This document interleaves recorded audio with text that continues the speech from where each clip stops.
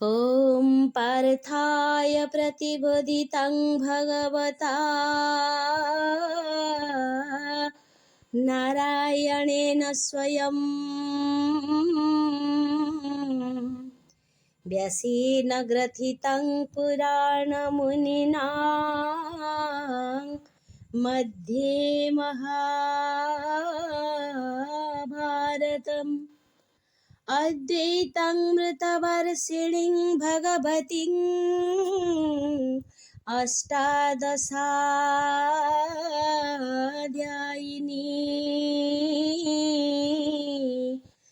मम त्वामनुसन्दधामि भगवद्गीते भवद्वेषिणीम्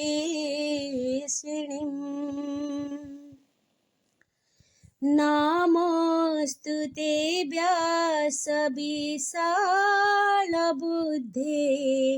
फुल्लारविन्दा यतपत्रनेत्र येन त्वया भारततैलपूर्ण प्रज्वालितो ज्ञानमयः प्रदीप प्रपन्नपारिजाताय स्तोत्रवेत्रकपाणये ज्ञानमुद्राय कृष्णाय गीतामृतं दुहे नमः। सर्वोपनिषदो गावो दग्धगोपालनन्दनः पार्थवश्च सुधीर्भक्ता दुग्धं गीतामृतं महत्। वसुदेवसुतं देवं कंसचाणूरमर्दनं देवकी परमानन्दं कृष्ण वन्दे जगद्गुरुम्। नीलाचलनिवासाय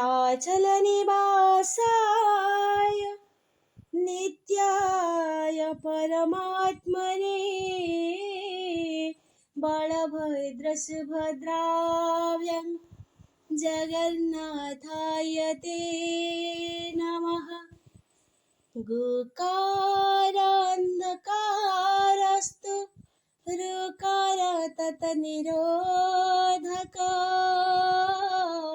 अन्धकारे विनाशितोत् गुरुरीति भिधीयते।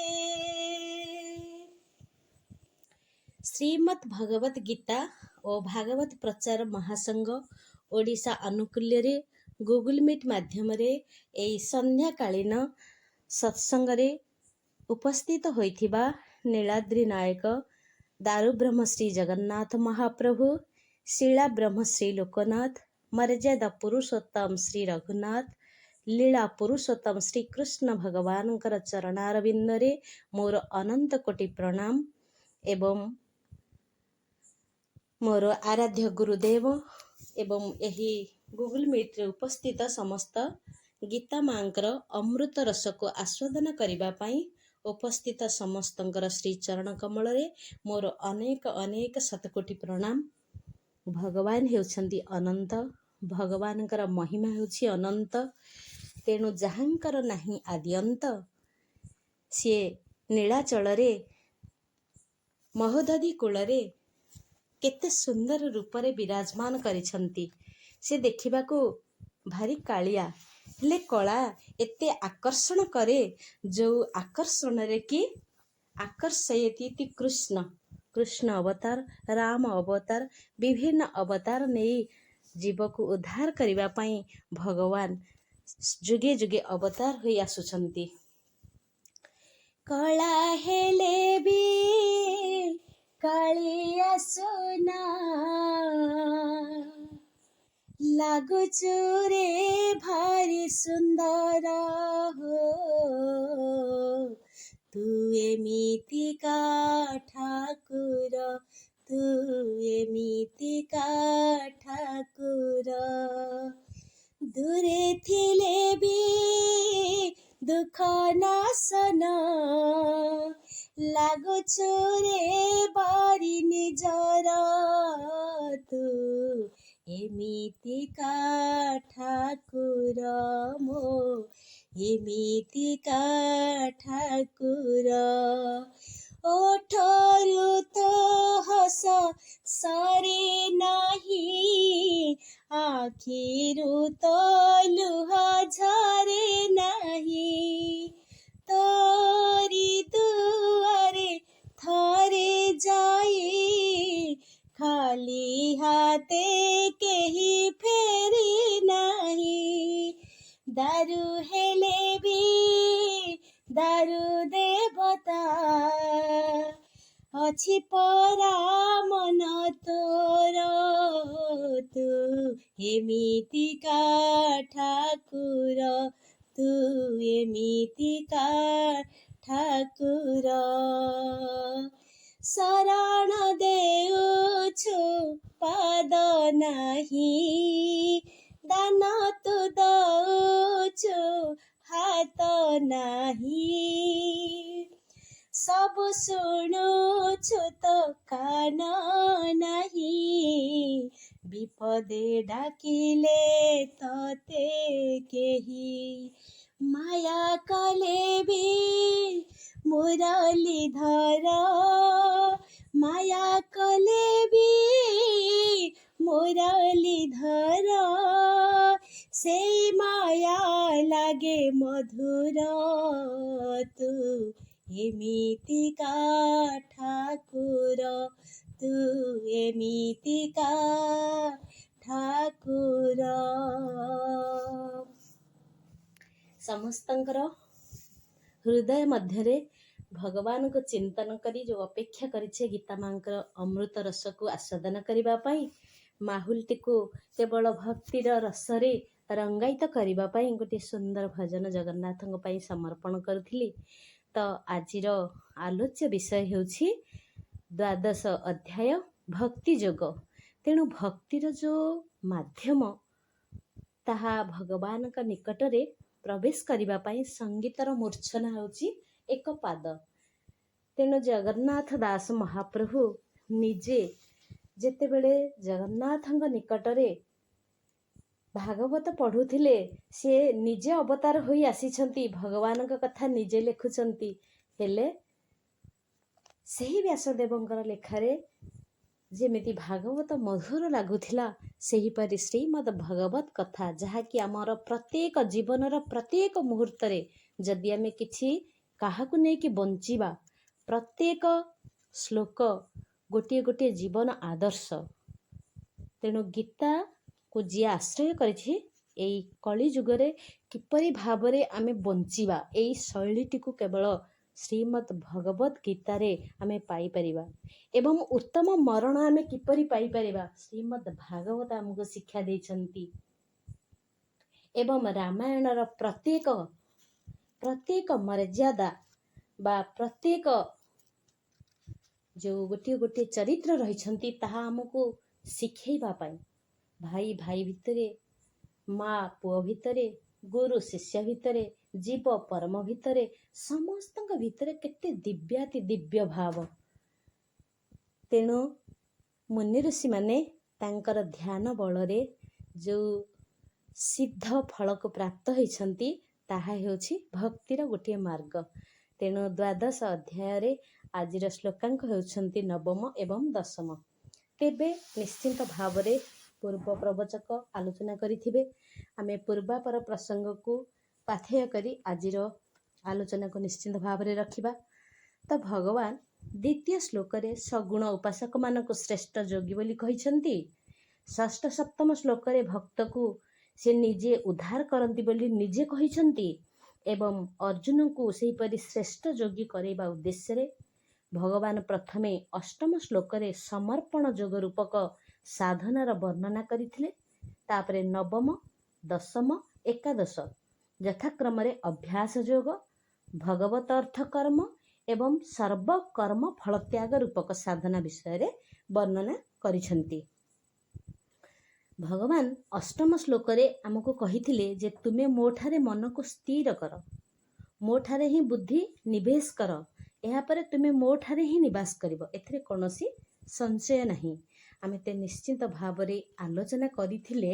ସେ ଆଲୋଚନା ଭିତରେ ଗୋଟେ ସୁନ୍ଦର କଥା, ମୁଁ ହେଉଛି କେବଳ ଭଗବାନଙ୍କର, ଆଉ କେବଳ ଭଗବାନ ହେଉଛନ୍ତି ମୋର, ତଥା ଭଗବାନ ମୋ ପାଇଁ ସର୍ବୋପରି ଆଉ ପରମ ଶ୍ରେଷ୍ଠ, ପରମ ପ୍ରାପ୍ତବ୍ୟ।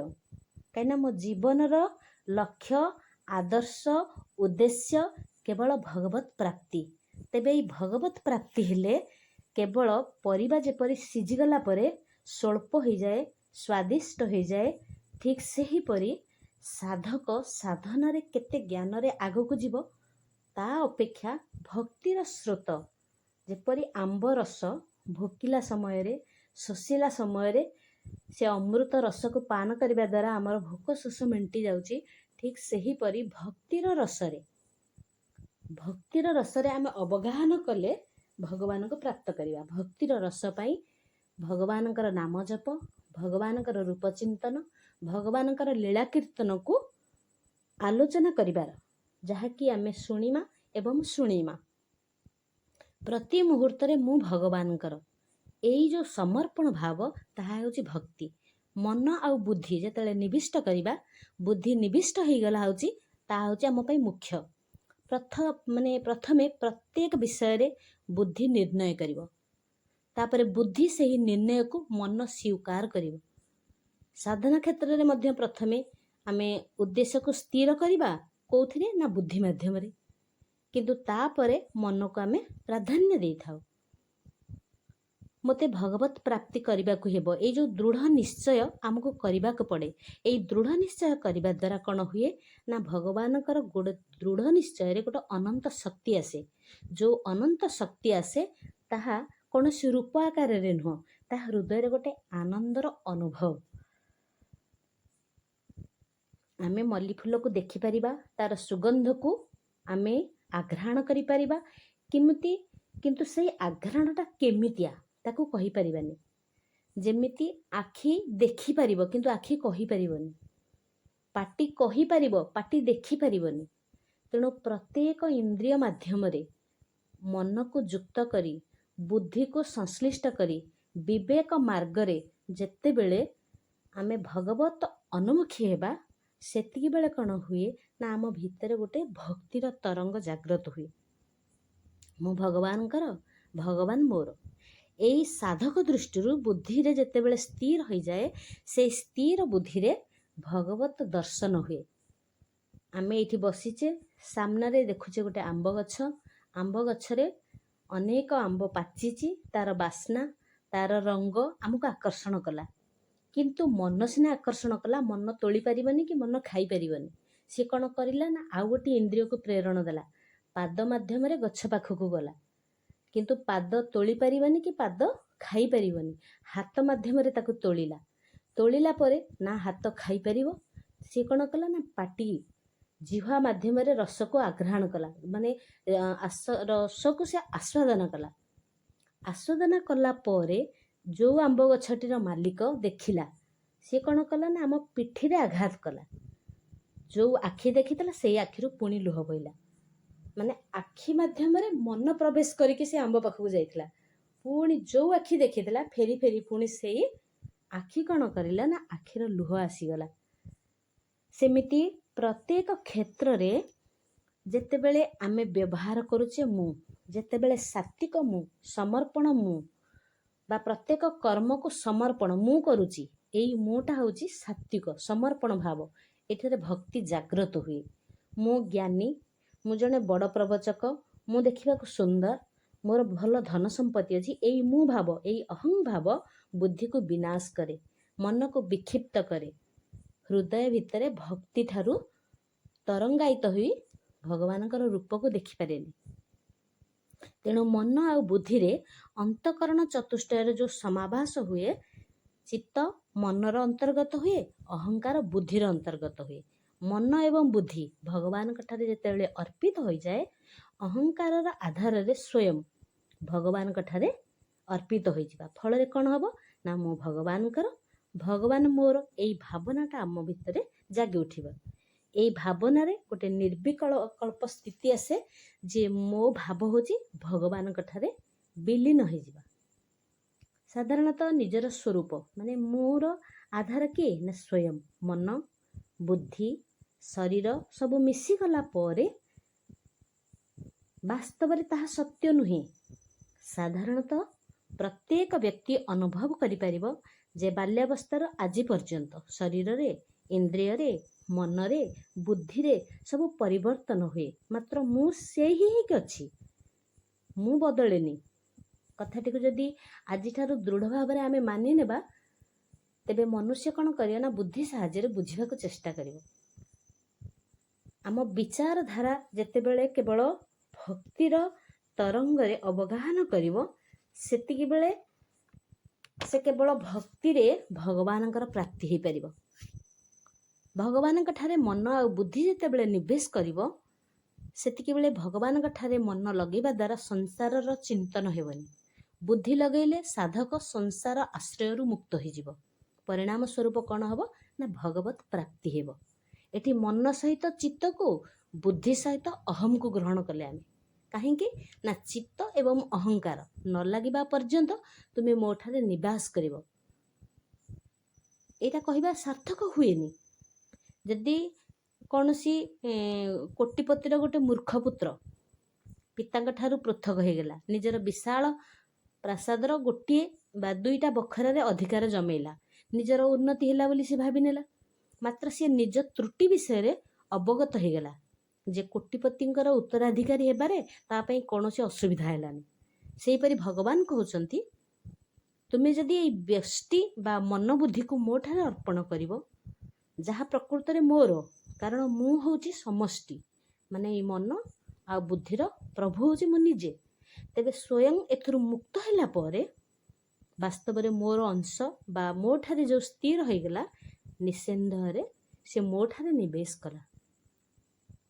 ତାପରେ ଭଗବାନ ସପ୍ତମ ଅଧ୍ୟାୟର 4ର୍ଥ ଶ୍ଲୋକରେ ପଞ୍ଚମହାଭୂତ କହିଲେ କ୍ଷିତି ଅପ୍ ତେଜ ମରୁତ ବ୍ୟୋମ, ଏବଂ ମନ ବୁଦ୍ଧି ଅହଙ୍କାର ଯେତେବେଳେ ଯୁକ୍ତ ହେଲା ଇଏ 8 ଭାଗରେ ବିଭକ୍ତ ହେଲା। 8 ଭାଗରେ ବିଭକ୍ତ ହେବା ଦ୍ୱାରା ଅପରା ବା ଜଡ଼ ପ୍ରକୃତି ବିଷୟରେ ସେ କ'ଣ କଲା ନା ପଞ୍ଚମ ଶ୍ଲୋକରେ ତାର ଜୀବଭୂତ ଭାବକୁ ଯେଉଁଟାକି ଚେତନ ପରା ପ୍ରକୃତି ବିଷୟରେ ସେ ବର୍ଣ୍ଣନା କଲେ। ଦିଟା ଯାକ ଭଗବାନଙ୍କର ନିଜର ବୋଲି କହିଲେ।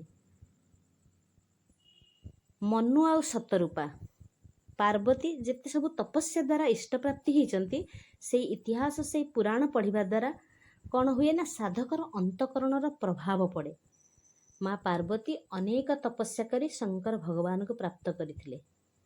ଶରୀରକୁ ଅନେକ କଷ୍ଟ ଦେଇଛନ୍ତି, ମନକୁ ଅନେକ କଷ୍ଟ ଦେଇଛନ୍ତି, ବୁଦ୍ଧିକୁ ବିବେକକୁ ଅହମକୁ ସବୁକୁ ସମର୍ପଣ କରିବା ପରେ ଭଗବତ ଲାଭ ହୋଇଛି। ଭଗବାନ ଶିବଙ୍କୁ ପତି ରୂପରେ ପାଇଛନ୍ତି। ତ ମନ ଆଉ ବୁଦ୍ଧି ଭଗବାନଙ୍କର କ'ଣ ନା ଏଇଟା ହେଉଛି ଗୋଟେ ଅପରା ପ୍ରକୃତି।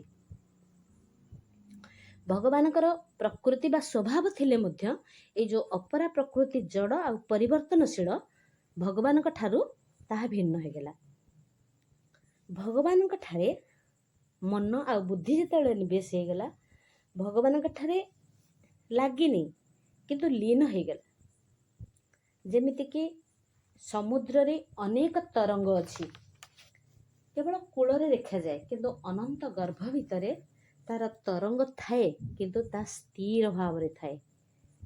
ଯେତେବେଳେ ଜ୍ଞାନ ପରିପକ୍ୱ ହୁଏ, ଭକ୍ତିରେ ସମର୍ପଣ ଭାବ ହୁଏ, ସେତିକିବେଳେ ଭଗବାନଙ୍କର ରୂପ ଚିନ୍ତନ ଆନନ୍ଦରୁ ଆନନ୍ଦ ହୁଏ ଏବଂ ସେତିକିବେଳେ ଶରୀର ଭୁଲିଯାଏ, ଇନ୍ଦ୍ରିୟ ଭୁଲିଯାଏ, କେବଳ ଆତ୍ମାନୁଶୀଳନ କରେ। ସେତେବେଳେ ଆତ୍ମାରେ ଗୋଟେ ଆନନ୍ଦ ଆସେ, ଯେମିତି ବିଜୁଳି କିଛି କ୍ଷଣ ପାଇଁ ଆସିକରି ଚାଲିଯାଏ, ଠିକ୍ ସେହିପରି ଶରୀରକୁ ମନକୁ ଇନ୍ଦ୍ରିୟକୁ ଗୋଟେ ଆକର୍ଷଣ କରିଦିଏ।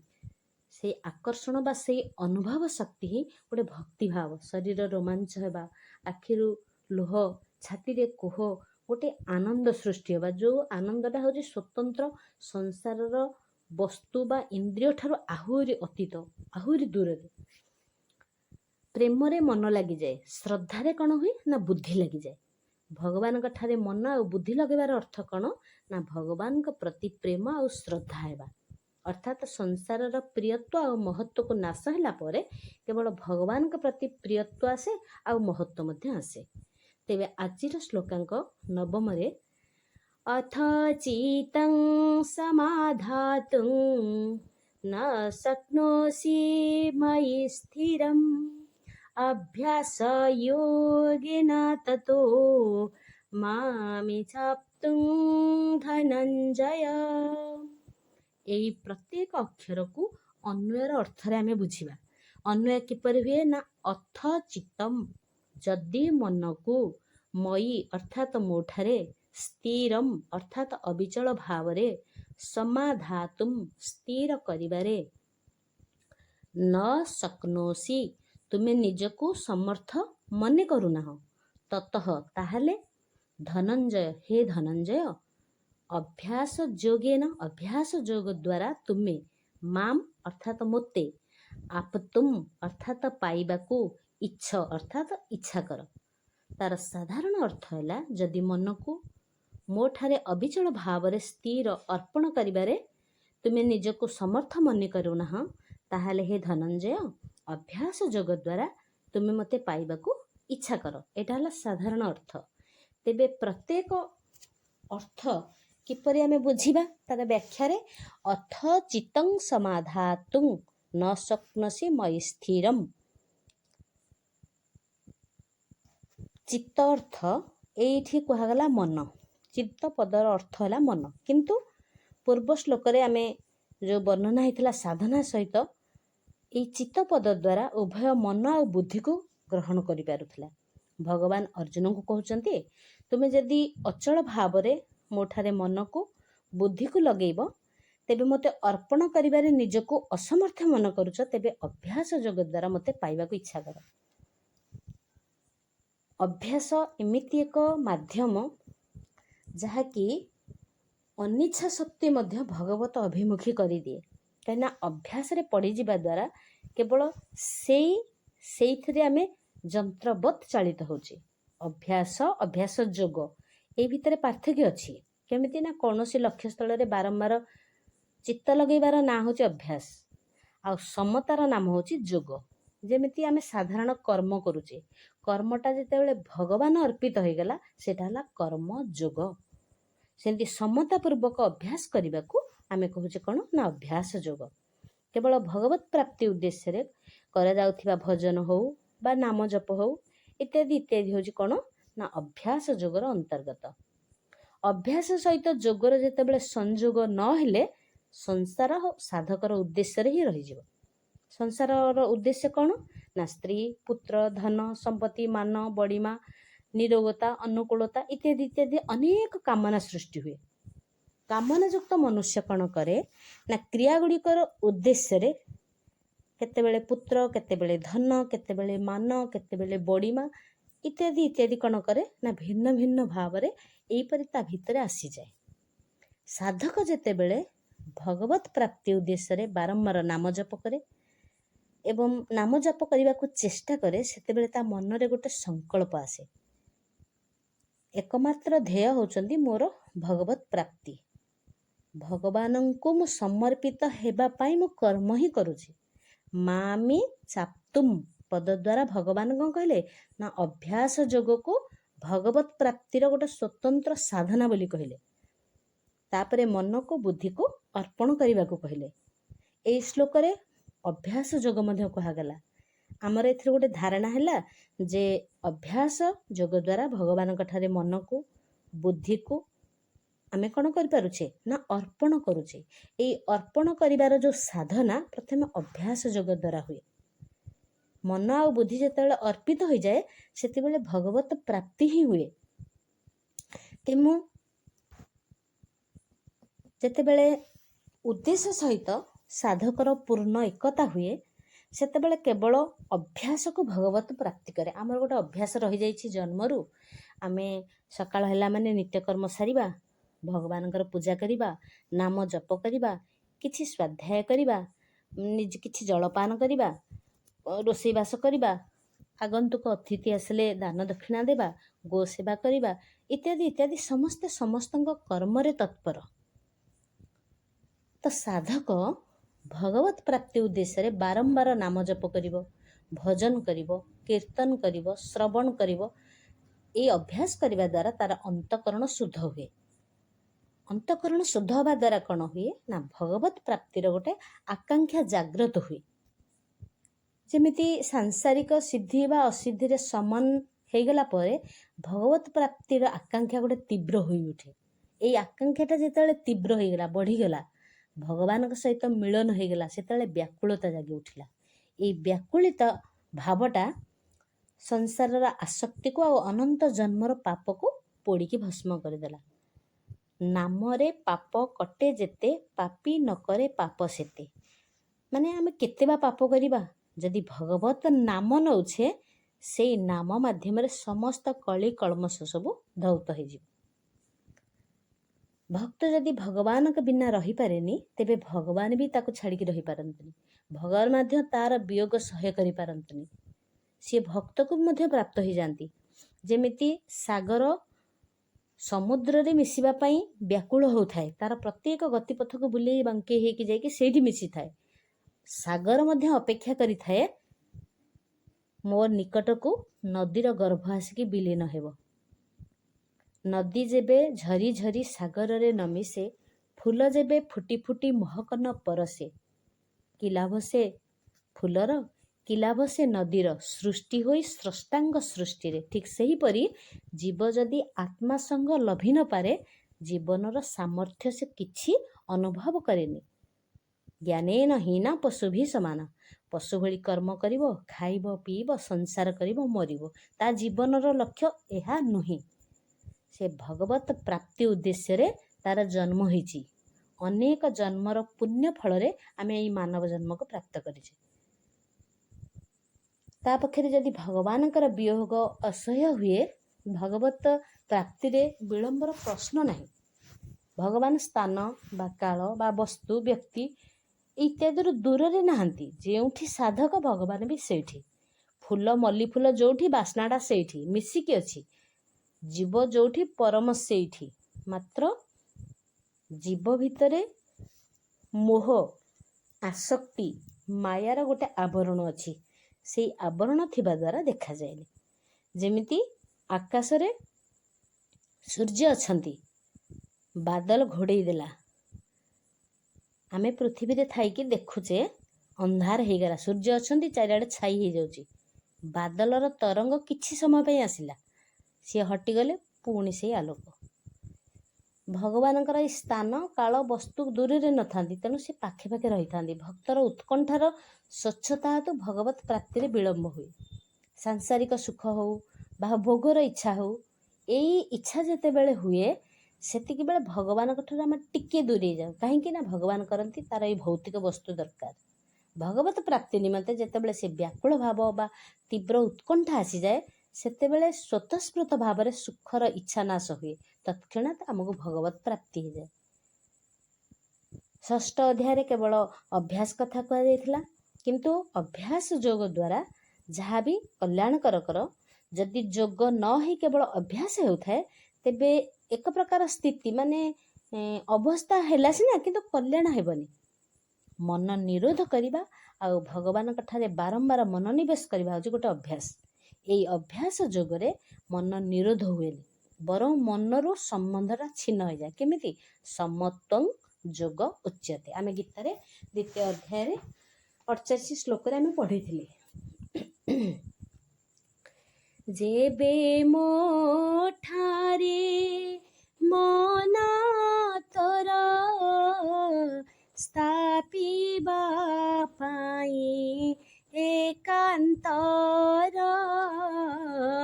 ସମର୍ଥ ନୋହୁ କହେ ମୋହି ଅଭ୍ୟାସ କଲେ ମୋତେ ପାଇ।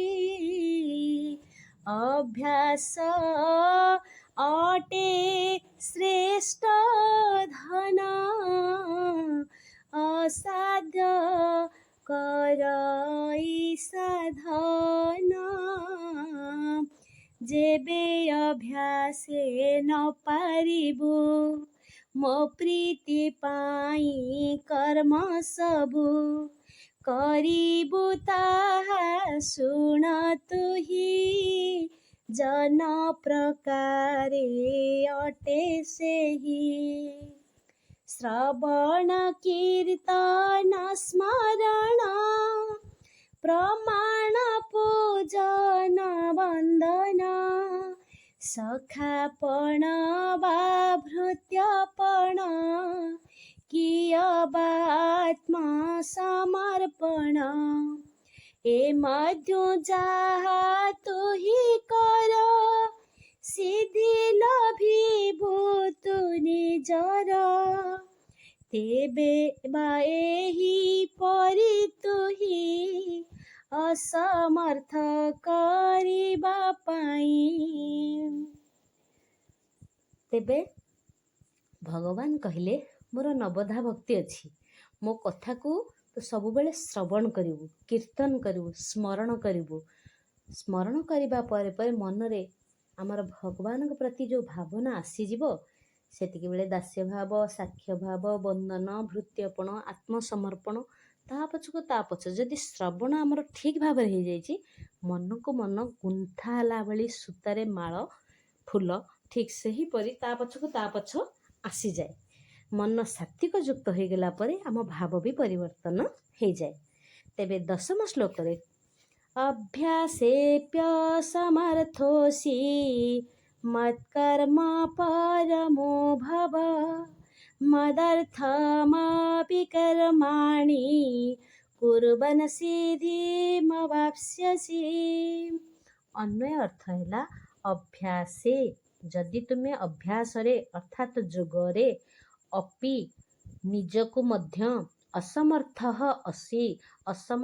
ମନେ କରୁଛ, ତାହେଲେ ମତ୍କର୍ମ ପରମଃ ମୋ ନିମନ୍ତେ କର୍ମପରାୟଣ ଭବ ଅର୍ଥ ହୁଅ ମଦರ್ಥମ୍ ମୋ ନିମନ୍ତେ କର୍ମାଣି କର୍ମଗୁଡ଼ିକୁ କୁର୍ବନ୍ କରି ଅପି ଅର୍ଥାତ୍ ତୁମେ ମଧ୍ୟ ସିଦ୍ଧିମ୍ ଅର୍ଥାତ୍ ସିଦ୍ଧି ଅବାପ୍ସ୍ୟସି ମାନେ ଲାଭ କରିପାରିବ। ସାଧାରଣ ଅର୍ଥ ହେଉଛି ଯଦି ତୁମେ ଅଭ୍ୟାସ ଯୋଗରେ ମଧ୍ୟ ନିଜକୁ ଅସମର୍ଥ ମନେ କରୁଛ, ତାହେଲେ ମୋ ନିମନ୍ତେ କର୍ମପରାୟଣ ହୋଇଯାଅ, ମୋ ନିମନ୍ତେ କର୍ମ କରିକି ମଧ୍ୟ ତୁମେ ସିଦ୍ଧି ଲାଭ କରିପାରିବ। ଏ ହେଲା ସାଧାରଣ ଅର୍ଥ। ତେବେ ବ୍ୟାଖ୍ୟାରେ ଆମେ କିପରି ବୁଝିବା ନା ଅଭ୍ୟାସେପ୍ୟ ସମର୍ଥୋପି ମତ୍କର୍ମ ପରମୋ ଭବ। ଏଠାରେ ଅଭ୍ୟାସ ପଦଟି ଅଭ୍ୟାସ ଯୋଗ ସହିତ ସମ୍ବନ୍ଧିତ ହେଲା। ଯେତେବେଳେ ଚିତ୍ତଂ ସମାଧାତୁଂ ପଦ କୁହାଗଲା ସେତେବେଳେ ମନ ଆଉ ଚିତ୍ତକୁ ଗୋଟିଏ ପଦର ଅନ୍ତର୍ଭୁକ୍ତ କରାଗଲା। ଭଗବାନ କହୁଛନ୍ତି ଯଦି ତୁମେ ଅଭ୍ୟାସ ଯୋଗ ସାଧନା ପାଇଁ ତୁମେ ଅସମର୍ଥ ହେଉଛ, ତେବେ ମୋ ପାଇଁ କର୍ମ କର। କର୍ମ କରିବା ଦ୍ୱାରା କ'ଣ ହୁଏ ନା ଚିତ୍ତ ଶାନ୍ତ ହେଇଯାଏ, ମନଟା କର୍ମ ଭିତରେ ଲାଖିକି ରହେ। ତାତ୍ପର୍ଯ୍ୟ କ'ଣ ନା ସମସ୍ତ କର୍ମ ଯେମିତିକି ବର୍ଣ୍ଣାଶ୍ରମ ଧର୍ମ ଅନୁସାରେ ଶରୀର ନିର୍ବାହ କଲେ, ଜୀବିକା ସମ୍ବନ୍ଧୀୟ ଲୌକିକ କର୍ମ କଲେ, ଭଜନ କଲେ, ଧ୍ୟାନ କଲେ, ନାମ ଜପ କଲେ ଇତ୍ୟାଦି ଇତ୍ୟାଦି ଗୋଟେ ପାରମାର୍ଥିକ କର୍ମ ଆମେ କରୁଛେ, ସାଂସାରିକ ଭୋଗ ଦୃଷ୍ଟିରୁ ହେଉ ବା ସଂଗ୍ରହ ପ୍ରାପ୍ତିର ଉଦ୍ଦେଶ୍ୟରେ ହେଉ, ନ କରିକି କେବଳ ଆମେ ଭଗବତ ପ୍ରାପ୍ତି ଉଦ୍ଦେଶ୍ୟରେ କରିବା। କେବଳ ଭାବଟାକୁ ପରିବର୍ତ୍ତନ କରିବାର ଅଛି। ଭଗବାନ ସବୁ ଆମକୁ ଦେଇଛନ୍ତି, ଦବା ଭିତରେ ସେ କହୁଛନ୍ତି ତୁ ଧନଟାକୁ ସବୁବେଳେ ବାଣ୍ଟି ଦେ, ମନଟାକୁ ମୋତେ ଦେ। କିନ୍ତୁ ମଣିଷ କ'ଣ କରେ ନା ବିପରୀତ କର୍ମ କରେ। କାହିଁକି ନା ଜଡ଼ ପ୍ରକୃତିରେ ତାର ପ୍ରତ୍ୟେକ ଇନ୍ଦ୍ରିୟ ଗୁଡ଼ାକ ସବୁ ଅଜ୍ଞାନ। ଏଇ ଅଜ୍ଞାନତାକୁ ଆଉ ଜଡ଼ ପ୍ରକୃତିକୁ ଭଗବାନ ଭେଦ କରି ଗୋଟେ ଆଲୋକର ସ୍ତମ୍ଭ ତିଆରି କରନ୍ତି। ମନଟିକୁ କ'ଣ କରୁଛି ନା ବାଣ୍ଟି ଦେଉଛି, ଧନକୁ କ'ଣ କରୁଛି ନା ନିଜେ ସଞ୍ଚିତ କରିକି ରଖୁଛି। ତେଣୁ ବିପରୀତ ଅର୍ଥ କରିବା ଦ୍ୱାରା ଭଗବାନଙ୍କର ବିପରୀତ ବାଣୀକୁ କାର୍ଯ୍ୟରେ ଲଗେଇବା ଦ୍ୱାରା ନିଜେ ଶୋକ, ଦୁଃଖ, ମୋହ ଏଇଥିରେ ସିଏ ପଡ଼ିକି ନିଜେ ଛଟପଟ ହେଉଛି। ଯେଉଁ କର୍ମ ଭଗବତ ପ୍ରାପ୍ତି ଉଦ୍ଦେଶ୍ୟରେ ଭଗବତ ଜ୍ଞାନ ଅନୁସାରେ କରାଯାଏ ତାହାକୁ କୁହାଯାଏ କ'ଣ ନା ମତ୍ କର୍ମ। ଯେଉଁ ସାଧକମାନେ ମତ୍ କର୍ମ ପରାୟଣ ହୁଅନ୍ତି ସେମାନଙ୍କୁ ମତ୍କର୍ମ ପରମ ବୋଲି କୁହାଯାଏ। ସାଧକ ସମ୍ବନ୍ଧୀୟ ଭଗବାନଙ୍କର ସହିତ ଯେତେବେଳେ ସ୍ଥାପିତ ହୁଏ ତାର କର୍ମଗୁଡ଼ିକ ସମ୍ବନ୍ଧ ମଧ୍ୟ ଭଗବାନଙ୍କ ସହିତ ହେଲେ ସେଇ ମତ୍କର୍ମ ପରାୟଣ ହୁଏ। ମତ୍ କର୍ମ, ମୋ ପାଇଁ କର୍ମ ସେ କରିବ। ସଂସାର ଯଦି ସାଧକର ଉଦ୍ଦେଶ୍ୟ ନ ହୁଏ, ସଂସାର କ'ଣ ନା ଭୋଗ ସଂଗ୍ରହ। ପ୍ରତ୍ୟେକ ଜିନିଷ ଭଗବାନ ଆମକୁ ଦେଇଛନ୍ତି, ଆମେ ତାକୁ ଭୋଗ କରୁଛେ ନିଜ ପାଇଁ। ଯେତେବେଳେ ଅନ୍ୟ ପାଇଁ କରିବା ସେତେବେଳେ କଲ୍ୟାଣ ସାଧିତ ହେଲା, ସେତେବେଳେ ଭଗବାନଙ୍କ ପ୍ରାପ୍ତିର ଆଉ ଗୋଟିଏ ମାର୍ଗକୁ ଆମେ ଆଗେଇ ଗଲେ। ତେବେ ନିଷିଦ୍ଧ କ୍ରିୟା ସହିତ ଦୂରେଇ ଯିବା। ସଂସାରର କାମନା ଗୋଟେ ନିଷିଦ୍ଧ କ୍ରିୟା ହେତୁ ହୁଏ।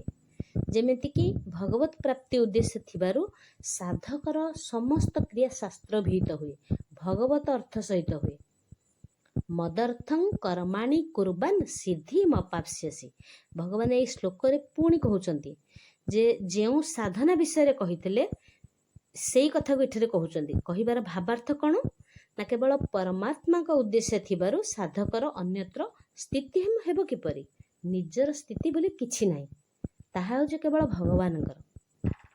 ଅଷ୍ଟମ ଶ୍ଲୋକରେ ମନ ଆଉ ବୁଦ୍ଧିକୁ ଅର୍ପଣ କରିବାକୁ କହିଲେ, ନବମ ଶ୍ଲୋକରେ ଅଭ୍ୟାସ ଯୋଗ କହିଲେ, ତାପରେ କହିଲେ ଦଶମରେ ମତ୍କର୍ମ ପରମୋ ଭବ, କେବଳ ମୋ ପାଇଁ କର୍ମପରାୟଣ ହୁଅ। ଭଗବତ ପ୍ରାପ୍ତିର ସ୍ୱତନ୍ତ୍ର ସାଧନା ରହିଛି। ବ୍ୟକ୍ତିକୁ ଯେତେ ଅଧିକ ଧନ ମିଳିବ ତାପରେ ତା ମନରେ ସେତେ ଅଧିକ ଧନର ଲୋଭ ହେଲା, କର୍ମ କରିବାର ଉତ୍ସାହ ବଢ଼ିଲା। ସେହିପରି ସାଧକ ଯେତେବେଳେ ଭଗବାନଙ୍କ ଉଦ୍ଦେଶ୍ୟରେ ସମସ୍ତ କର୍ମ କରେ ସେତେବେଳେ ତା ମନରେ ଗୋଟେ ଭଗବତ ପ୍ରାପ୍ତିର ଉତ୍କଣ୍ଠା ଆସେ, ସାଧନା କରିବାର ଗୋଟେ ଉତ୍ସାହ ବଢ଼ି ଚାଲେ। ତୀବ୍ର ଉତ୍କଣ୍ଠା ପ୍ରଭାବରୁ ଯେତେବେଳେ ଭଗବାନଙ୍କର ବିୟୋଗ ତା ପାଇଁ ଅସହ୍ୟ ହେଇଯାଏ ସେତେବେଳେ ସର୍ବତ୍ର ପରିପୂର୍ଣ୍ଣ ଭଗବାନ ଆଉ ତାଠାରୁ ଲୁଚିକି ରହିପାରନ୍ତିନି। କୃପାସାଗର ଭଗବାନ କୃପା କରିକି ତା ସମ୍ମୁଖରେ ଆସିକି ପ୍ରକଟ ହୋଇଯାଆନ୍ତି। ଯଦି ସାଧକର ଉଦ୍ଦେଶ୍ୟ ଭଗବତ ପ୍ରାପ୍ତି ହୁଏ, ସିଏ ଯଦି ଭଗବାନଙ୍କ ଉଦ୍ଦେଶ୍ୟରେ ସମସ୍ତ କ୍ରିୟା କରୁଛି ତେବେ ବୁଝିବାକୁ ହେବ ଯେ ସେ ନିଜର ସମସ୍ତ ବୁଦ୍ଧିକୁ, ସମସ୍ତ ସାମଗ୍ରୀକୁ, ସମସ୍ତ ସାମର୍ଥ୍ୟକୁ ପ୍ରତ୍ୟେକ ସମୟ ଭଗବତ ପ୍ରାପ୍ତି ନିମିତ୍ତ ସେ ବିନିଯୋଗ କରିବ। ତା ଛଡ଼ା ଆଉ କିଛି କରିପାରିବନି। କାହିଁକି ନା ସେ ଆଉ କ'ଣ ବା କରିପାରିବ? ଭଗବାନ ମଧ୍ୟ ସେଇ ସାଧକ ଠାରୁ ଆଉ ବେଶୀ କିଛି ଆଶା ରଖନ୍ତିନି, ସେ ତାକୁ ନିଜର ବୋଲି ପ୍ରାପ୍ତି କରେଇ ଦିଅନ୍ତି। ତେବେ ଏହାର କାରଣ କ'ଣ ନା ଭଗବାନ କୌଣସି ବିଶେଷ ସାଧନା ବଳରେ ମିଳନ୍ତିନି, ତାଙ୍କ ମହତ୍ଵ ଆଗରେ ସାରା ସୃଷ୍ଟିର ମହତ୍ଵ ମଧ୍ୟ ତୁଚ୍ଛ ହେଇଯାଏ। ତେବେ ଜଣକ ଦ୍ୱାରା ଗୋଟେ ଅର୍ପିତ ହୋଇଥିବା ଗୋଟେ ସୀମିତ ସାମଗ୍ରୀ ବା ସାଧନା ଦ୍ୱାରା ତାଙ୍କର ମୂଲ୍ୟ ପରିଶୋଧ ହୋଇପାରିବ କିପରି? ଭଗବାନଙ୍କର ଦିଟା ଚକ୍ଷୁ ରହିଛି, ଗୋଟେ ସୂର୍ଯ୍ୟ ଆଉ ଗୋଟେ ଚନ୍ଦ୍ର। ଆମେ କ'ଣ କରୁଛେ? 5 ଟଙ୍କିଆ 10 ଟଙ୍କିଆ ଦୀପଟେ ନେଇକି ଭଗବାନଙ୍କ ଆଗରେ ହଲଉଛେ। ଭଗବାନଙ୍କର କ'ଣ ଦୀପର ଅଭାବ ଅଛି? କିନ୍ତୁ ଏଇ ଦୀପ ମାଧ୍ୟମରେ ଆମେ ଭକ୍ତିକୁ ଯୁକ୍ତ କଲେ, ଭଗବାନଙ୍କ ପାଇଁ ସମର୍ପଣ କଲେ। ଭକ୍ତି କା ଦୀପକ ପ୍ରେମ କି ବାତି, ଆରତି କରତ ସନ୍ଥ ଦିନ ରାତି। ଭକ୍ତିର ଦୀପକରେ, ପ୍ରେମର ଭକ୍ତିରେ ଭଗବାନଙ୍କୁ ଯେତେବେଳେ ସମର୍ପଣ ହେଇଗଲା ସେତିକି ବେଳେ ଭଗବାନ ସେ ଦୀପକୁ ଗ୍ରହଣ କରନ୍ତି। କିନ୍ତୁ ଅଜ୍ଞାନୀ ଜୀବ କ'ଣ କରେ ନା 10 ଟଙ୍କିଆ ଦୀପଟିଏ ପ୍ରଦାନ କରି 10 ଲକ୍ଷ ଟଙ୍କାର କିଛି ବସ୍ତୁ ବା ସମ୍ମାନ ବା କିଛି ବ୍ୟାଙ୍କ ବାଲାନ୍ସ ବା କୋଠାବାଡ଼ି କିଛି ଅଧିକ ଆଶା କରେ। ସେଇଥିପାଇଁ ସେ ଦୁଃଖ ପାଏ। ଭଗବାନଙ୍କୁ ଦେଇଦେଲା, ମାଗିଦେଲା। ଭଗବାନଙ୍କ ପାଖରେ କ'ଣ ଅଭାବ ଅଛି? ମାଗିଦେବା ଆମେ ଯାହା ସେ ସେଇଆକୁ ଦେଇଦେବେ। ଯଦି ଆମେ କିଛି ନ ମାଗିବା ଭଗବାନ ଆମ ପାଖକୁ ପଳେଇ ଆସିବେ। କାହିଁକି ଆସିଯିବେ ନା ଆମର ଭକ୍ତିର ସ୍ରୋତ ଯେମିତି ହେବ ସେଇ ସ୍ରୋତର ଧାରା ମଧ୍ୟ ସେଇପରି ହେବ। କୃପାସାଗର ଭଗବାନ ଯେତେବେଳେ କୃପା କରନ୍ତି ସେତିକି ବେଳେ ଭକ୍ତ ଠାରୁ କେବଳ ଟିକେ ପ୍ରେମ ଭାବ ଚାହିଁଥାନ୍ତି। ଆମେ ପ୍ରତ୍ୟେକ ମୁହୂର୍ତ୍ତରେ କର୍ମ କରୁଛେ, ଘର ଝାଡ଼ୁ କରୁଛେ, ଆମେ ଘର ଝାଡ଼ୁ କରୁନେ। ଏଇ ଘରଟା ହେଉଛି ଗୋଟେ ଦେବାଳୟ, ଗୋଟେ ଦେବ ମନ୍ଦିର। ମୁଁ ତାକୁ ସମାର୍ଜନ କରୁଛି, ଝାଡ଼ୁ କରୁଛି, ପୁଷ୍ପ ଚୟନ କରୁଛେ, ଗଛରେ ଫୁଲ ହେଇଛି, ସେଇ ଫୁଲ ଭଗବାନଙ୍କର, ଆମେ କେବଳ ମାଧ୍ୟମ ହେଇକି ଆଣୁଛେ, ଭଗବାନଙ୍କୁ ଦେଉଛେ। ସେଥିରେ ଆମେ ସୁମନ, ଫୁଲର ଅନ୍ୟ ଏକ ନାମ ହେଲା ସୁମନ। ଆମ ମନଟାକୁ ସୁମନ କରିକି, ଭକ୍ତି ସୁମନ କରିକି ଭଗବାନଙ୍କୁ ସମର୍ପଣ କରିବା। ପୁଷ୍ପ, ଧୂପ, ଦୀପ, ନୈବେଦ୍ୟରେ କେବଳ ସମର୍ପଣ ଭାବ। ମୋର ଅଜ୍ଞାନତା ଦୂରୀଭୂତ କରିବା ପାଇଁ ମୁଁ ଦୀପର ଜ୍ୟୋତି ପ୍ରଦାନ କରୁଛି। ମୁଁ କରପତ୍ର ଯୋଡ଼ିକି ଭଗବାନଙ୍କ ନିକଟରେ ପତ୍ରକୁ ସମର୍ପଣ କରୁଛି। ମୁଁ ଫଳ ଦେଉଛି, ସେଓ କମଳା କଦଳୀ ଦେଉନି, ମୋର କର୍ମ ଫଳକୁ ଦେଉଛି। ମୋର ଉତ୍ତମ ପାପ ପୁଣ୍ୟ ଭଲ ମନ୍ଦର ଫଳକୁ ମୁଁ ଭଗବାନଙ୍କୁ ସମର୍ପଣ କରୁଛି।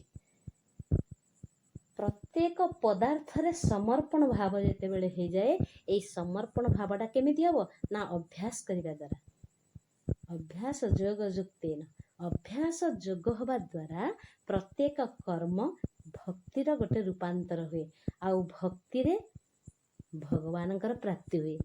ଭକ୍ତି ଭକ୍ତ ଭଗବନ୍ତ ଗୁରୁ ଚତୁର ନାମ ବପୁ ଏକ, तिन्हीं के पद बंदन के नासई विघ्नानेका, नासई विघ्नानेका। ଭକ୍ତି ଭକ୍ତ ଭଗବନ୍ତ, ଏଇ ଭାବ ଭକ୍ତିର ସ୍ରୋତରେ ଭକ୍ତ ଭଗବାନଙ୍କୁ ଯାହା ସମର୍ପଣ କରିବ ସେତିକିବେଳେ ସମସ୍ତେ ଏକ ହେଇଯିବେ। ଅନେକ ନଦୀ ଅନେକ ନାମ ଅନେକ ଧାରା ଦେଇ ଆସୁଛନ୍ତି, କିନ୍ତୁ ସବୁ ନଦୀ ଯେତେବେଳେ ମହୋଦଧିରେ ମିଶି ଯାଉଛନ୍ତି ସେତେବେଳେ ନାମ ରୂପ ରଙ୍ଗ ପଥ ସବୁ କିଛି ଏକାକାର ହେଇଗଲା। ସେତେବେଳେ ଆଉ କିଛି ରହିଲାନି, କେବଳ ଏକ। ଆକାଶରେ ଅନେକ ନକ୍ଷତ୍ର ଅଛନ୍ତି, କିନ୍ତୁ ଗୋଟିଏ ଚନ୍ଦ୍ରମା ଝଲସି ଉଠୁଛି। ଅନେକ ଜୀବ ଆମେମାନେ ସମସ୍ତେ ଅଛେ, ଗୋଟିଏ ଗୋଟିଏ ଘଟକୁ ଧାରଣ କରିଛେ। ଏଇ ଗୋଟିଏ ଘଟ ଭିତରେ ଗୋଟିଏ ଆତ୍ମା ହିଁ ଅଛି। ଅନେକ ଶରୀର ଅନେକ ନାମ ଅନେକ ରୂପ ଅନେକ ପଥ ଅନେକ ମତ ଅନେକ ଗ୍ରାମ ପରିବେଶ, କିନ୍ତୁ ଆମ ଘଟ ଭିତରେ ଗୋଟିଏ ହିଁ ଆତ୍ମା ବିରାଜମାନ କରିଛନ୍ତି। ରାସମଣ୍ଡଳରେ ପ୍ରତ୍ୟେକ ଗୋପୀଙ୍କ ପାଖରେ କୃଷ୍ଣ ଭଗବାନ, କ'ଣ ଗୋପୀ ଯେତିଏ କୃଷ୍ଣ ବି ସେତେ। କାହିଁକି ନା ଭଗବାନ ନିଜେ ଏମିତି ମାୟା କରୁଛନ୍ତି, ପ୍ରତ୍ୟେକ ଦର୍ଶନ କରୁଛନ୍ତି ଭଗବାନଙ୍କୁ। ଏ ହେଉଛି ଭକ୍ତିର ରସ। ଏଇ ଭକ୍ତିର ରସକୁ ଆସ୍ୱାଦନା କଲେ ନାମ ରୂପ ମାଧ୍ୟମରେ ଆମେ ଆନନ୍ଦ ପାଇବା। ଏଇ ନାମ ରୂପଟା ପାଇବା କେମିତି ନା ଅଭ୍ୟାସ ଦ୍ୱାରା। ଏଇ ଦୁଇଟା ଶ୍ଲୋକର ଯୋଡ଼ିଏ ମାତ୍ର ସାରାଂଶ ପାଇଲେ ଆମେ। ମନ ବୁଦ୍ଧିକି ସମର୍ପଣ କରିବା, ଅଭ୍ୟାସ କରିବା। ଏଇ ଅଭ୍ୟାସ କରିବା ଦ୍ୱାରା ଆମର ଗୋଟେ ଭଗବତ ପ୍ରାପ୍ତିର ମାର୍ଗ ଆମକୁ ମିଳିଗଲା। ତେବେ ଅଭ୍ୟାସ ଅପେକ୍ଷା କ୍ରିୟା ଗୁଡ଼ିକ ଭଗବାନଙ୍କୁ ଅର୍ପଣ କରିବା ହେଉଛି ସହଜ। କାରଣ ଅଭ୍ୟାସ ଏକ ନୂଆ କାମ ହେଇଥିବାରୁ ତେଣୁ ନୂଆ କର୍ମ ହିଁ ଆମକୁ କରିବାକୁ ପଡ଼େ। କିନ୍ତୁ କର୍ମ କରିବାର ସ୍ୱଭାବ ଆଗରୁ ଗୋଟିଏ କର୍ମ ଆସେ, ତେଣୁ ଆପେ ଆପେ ଏଇଟା ହେଇଯାଏ। ନିଜ ପାଇଁ କର୍ମ କଲେ ମନୁଷ୍ୟ ବନ୍ଧନରେ ପଡ଼େ। କର୍ମଣା ବଧ୍ୟତେ ଜନ୍ତୁ, ଏଇ କର୍ମ କଲେ ମନୁଷ୍ୟ ବନ୍ଧନରେ ପଡ଼େ। ତେଣୁ କର୍ମ ଗୁଡ଼ିକୁ ଭଗବାନଙ୍କ ନିକଟରେ ଅର୍ପଣ କରି ମନୁଷ୍ୟ ସହଜରେ ଭଗବାନଙ୍କୁ ପ୍ରାପ୍ତ ହୁଏ। ମଦର୍ଥ ମପି, ଏଇ ପଦର ଭାବାର୍ଥ ହେଲା ଆରମ୍ଭରୁ ହିଁ ଭଗବାନଙ୍କ ପାଇଁ କର୍ମ କରିବା ଉଚିତ। ଶୟନେ ସ୍ୱପନେ ଜାଗରଣେ ପ୍ରତ୍ୟେକ ନିଶ୍ୱାସରେ ପ୍ରତ୍ୟେକ ବିଶ୍ୱାସରେ କେବଳ ସିଏ ଅଛନ୍ତି, ଏଇ ଅନୁଭବ କରିବାକୁ ପଡ଼େ। ଏଇ ଅନୁଭବ କିପରି ଆସିବ ନା ଅଭ୍ୟାସ କରିବା ଦ୍ୱାରା। ଅଭ୍ୟାସ କିଏ କରିବ? ଆମେ ନିଜେ କରିବା। ଆମେ କିଏ ନା ଏଇ ମନ ବୁଦ୍ଧି ବିବେକ ବୈରାଗ୍ୟ ଅହମ ବିଭିନ୍ନ ପ୍ରକାର ଏଇ ଯେଉଁ ଆମ ଭିତରେ ଏଇ ଶରୀର ଭିତରେ ସବୁ ରହିଛି, ଏଇ ଶରୀରଟାକୁ ସମସ୍ତଙ୍କୁ ଏକ କରି ଶରୀର ପାଇଁ ସମର୍ପିତ ହେବାକୁ ହେବ। ଯେମିତି ମା ମାନେ ଆମେ ସମସ୍ତେ ତୁଳସୀ ମାଳା ରୁଦ୍ରାକ୍ଷ ମାଳା ବା ସୁନାର ମାଳା ଲଗେଇଛେ, ତାକୁ ଗୋଟେ ସୁନ୍ଦର ତନ୍ତୁ ବାନ୍ଧିକି ରଖିଛେ। ଯୋହି ସର୍ବଗତ ଦେବ ନଚ ସର୍ବତ୍ର ଦୃଶ୍ୟତେ, ଯିଏ ଚାରିଆଡ଼େ ବ୍ୟାପିକି ଅଛନ୍ତି ଅତ୍ର ତତ୍ର ସର୍ବତ୍ର, ସେ ଦେଖାଯାଉନାହାନ୍ତି। କାହିଁକି ଦେଖାଯାଉନାହାନ୍ତି ନା ସିଏ ହେଉଛନ୍ତି ଘଟ ଘଟର ପୁରୀକି ହିଁ ଅଛନ୍ତି। ଯେମିତି ତନ୍ତୁ ଦେଖାଯାଏନି, କେବଳ ମାଳି ଗୁଡ଼ାକ ଦେଖାଯାଏ। ଅଦୃଶ୍ୟ ସତ୍ତା ହିଁ ଏଇ ଭୌତିକ ଜଗତକୁ ବାନ୍ଧିକି ରଖିଛନ୍ତି। ଏଇ ଦେଖିବାର ମାନେ ଆଖି ଦେଖିବାର ଗୋଟେ ମାନେ ସତ୍ତା, ଏଇ ସତ୍ତାଟାକୁ ଆମକୁ ଅନୁଭବ କରିବାକୁ ପଡ଼େ। ଆମେ ଜଗନ୍ନାଥଙ୍କ ମନ୍ଦିରକୁ ଯାଉଛେ, ଜଗନ୍ନାଥଙ୍କୁ ଆଖି ପୁରେଇ ଦେଖିଦେବା କ୍ଷଣି ହଠାତ୍ ଆଖି ମୁଜି ଯାଉଛି। ଏତେ ବାଟ ଯାଇଛେ ପରିଶ୍ରମ କରି, କିନ୍ତୁ ଆଖି ମୁଜି ଯାଉଛି। କାହିଁକି ନା ଅନ୍ତର ଭିତରେ ସେଇ ରୂପଟାକୁ ଆଣିକି ଆମେ ଛାପି ଦଉଛେ। ସ୍ୱତଃସ୍ଫୂର୍ତ୍ତ ଭାବରେ ମସ୍ତକ ନଇଁ ଯାଉଛି, ହାତ ଦିଟା ଟେକି ହେଇଯାଉଛି, ହୃଦୟଟା ଆନନ୍ଦରେ ପୁରି ଯାଉଛି। ମାଗିବାକୁ ଯାଇଥିଲେ ଅନେକ କିଛି, କିନ୍ତୁ ମାଗିବା ଆଗରୁ କ'ଣ ହେଉଛି, ଆମେ ସେଇଠିକିନା ବନ୍ଧା ପଡ଼ିଯାଉଛେ। କାହିଁକି ବନ୍ଧା ପଡ଼ିଯାଉଛେ? ନା ଭକ୍ତିର ରସ ଆମକୁ ପ୍ଲାବିତ କରିଦେଉଛି, ଓଦା କରିଦେଉଛି। ସେଇ ଭକ୍ତି ରସରେ ଆମେ ଏମିତି ଭାବରେ ସଂଶ୍ଳିଷ୍ଟ ହେଇଯାଉଛେ ଯେ ଆମେ କିଛି ଆଉ ମାଗି ପାରୁନି। ମାଗିବା ଆଗରୁ ସେ ସବୁ ଦେଇ ଦେଉଛନ୍ତି। ମାଗି ମାଗି କ'ଣ ମାଗିବା? ଘର ଦ୍ୱାର, ବ୍ୟାଙ୍କ ବାଲାନ୍ସ ସେ ପରା ଆସିଛି ଚାଲିଯିବ। ତେଣୁ ଗୋଟେ ସୁନ୍ଦର ଶ୍ଲୋକ ଭର୍ତ୍ତୃହରି ଶତକରେ ଅଛନ୍ତି ଯେ ଧନାନି ଭୂମୌ ପଶବଶ୍ଚ ଗୋଷ୍ଠେ ନାରୀ ଗୃହଦ୍ୱାରେ ସୁତସ୍ମଂସାନେ ଦେହଶ୍ଚିତାୟାଂ ପରଲୋକ ମାର୍ଗେ ଧର୍ମାନୁଗୋ ଗଚ୍ଛନ୍ତି ଜୀବ ଏକ। ଧନାନି ଭୂମୌ, ଯେତେ ସବୁ ଧନ ଜାଗା ବାଡ଼ି ସବୁ ରଖିଛେ, ଆମେ ଚାଲିଗଲା ପରେ ସେ ସେଇ ଭୂମିରେ ସେମିତି ପଡ଼ି ରହିବ। ପଶବଶ୍ଚ ଗୋଷ୍ଠେ, ଯେଉଁ ପଶୁପକ୍ଷୀମାନଙ୍କୁ ଆମେ ପିଞ୍ଜରାରେ ହଉ ଗୁହାଳରେ ରଖିଛେ, ସେ ସେଇଠି ହିଁ ରହିଯିବେ। ନାରୀ ଗୃହଦ୍ୱାରେ, ଅର୍ଦ୍ଧାଙ୍ଗିନୀ ସେଇ ଗୃହ ଦ୍ୱାର ତଳକୁ ଆସିପାରିବନି, ଦ୍ୱାର ଯାଏ। ପୁତ୍ର ଶ୍ମଶାନେ, ପୁତ୍ର ମୁଖାଗ୍ନି ଦେଲା ପରେ ଆଉ ଚାହିଁବନି ଲେଉଟିକି। ଦେହଶ୍ଚିତାୟଂ ପରଲୋକ ମାର୍ଗେ, ଏଇ କଞ୍ଚା ଶରୀର ଶୁଖିଲା କାଠ ଉପରେ କିଛି ଘୃତ, କିଛି ବଳିତା, କିଛି ନିଆଁର ସଂଯୋଗ ହେଇଗଲା। ସେଇ ରକ୍ତ ପାଣି ଫାଟିକିରି ଶରୀରଟା ଓଦା ହେଇଯାଇଛି, ତାକୁ ନିଆଁ ସବୁ ଖାଇଗଲା। ଖାଇଗଲା ପରେ କ'ଣ ରହିଲା? ଧର୍ମାନୁଗୋ ଗଚ୍ଛନ୍ତି ସ ଜୀବ ଏକ। ଯାହା ଆମେ ଏଇ ଜନ୍ମରେ ଏଇ ଶରୀରରେ କରିଯାଇଛେ, ତାହା କେବଳ ଧର୍ମ ସହାୟ ହେଇକି ସିଏ ଯିବ। ଆମେ କ'ଣ ପୁଣ୍ୟକର୍ମ କରିଛେ ଆମେ ନିଜେ ବିଚାର କରିପାରିବା। ଏଇ ବିଚାର କରିବା ପାଇଁ ଗୀତା ମାଙ୍କର ଆଶ୍ରୟ। ତେଣୁ ଜୀବନରେ ଆମେ କେମିତି କ'ଣ କରିବା ଉଚିତ, ଆମକୁ ଏଇ ଗୀତା ମାତା ହିଁ ଆମକୁ ଏଇ ବାଟ ଦେଖେଇଛନ୍ତି। ଏଇ ବାଟ ଦ୍ୱାରା ଆମେ ଏଇ ଭବ ସଂସାରରୁ କେମିତି ପାରି ହେଇପାରିବା। ଆମକୁ ସୁନ୍ଦର ମୃତ୍ୟୁ ଦରକାର। ସୁନ୍ଦର ମୃତ୍ୟୁ ପାଇବାକୁ ହେଲେ ଭାଗବତର ଶରଣ ନେବାକୁ ପଡ଼େ। ପ୍ରତ୍ୟେକ ଭକ୍ତର ଚରିତ୍ରରେ କେବଳ ଭାଗବତର ସମର୍ପଣ ଭାବ, ଭଗବାନଙ୍କୁ ଭକ୍ତିର ମାଧ୍ୟମରେ ହିଁ ଆମେ ବାନ୍ଧିପାରିବା। ଏଇ ଭକ୍ତିର ମାର୍ଗ ପ୍ରତ୍ୟେକ ଶ୍ଲୋକ ଭିତରେ ସେ ନିଜେ ଜୀବନ୍ତ ହୋଇକି ଉଠିଛନ୍ତି। କାହିଁକି ନା ଏଇ ଶ୍ଲୋକ ମାଧ୍ୟମରେ ଆମେ ଯେତେବେଳେ ଚିନ୍ତନ କରିବା ପରେ କ'ଣ ହେଉଛି ନା ଆମ ମନ ଭିତରେ ଗୋଟେ ଛାପ ସୃଷ୍ଟି ହେଉଛି। ହରିନାମ ରୂପକ ଚାଷ କିଆରିକି ଯେତେବେଳେ ଆମେ କରିବା, ଯେମିତି ବୁଣିବା ଆମେ ସେମିତି ବି ପାଇବା। କେବଳ କର୍ମ ଆମକୁ କରିବାକୁ ପଡ଼େ। କୋଉ କର୍ମ କରିବାକୁ ପଡ଼େ?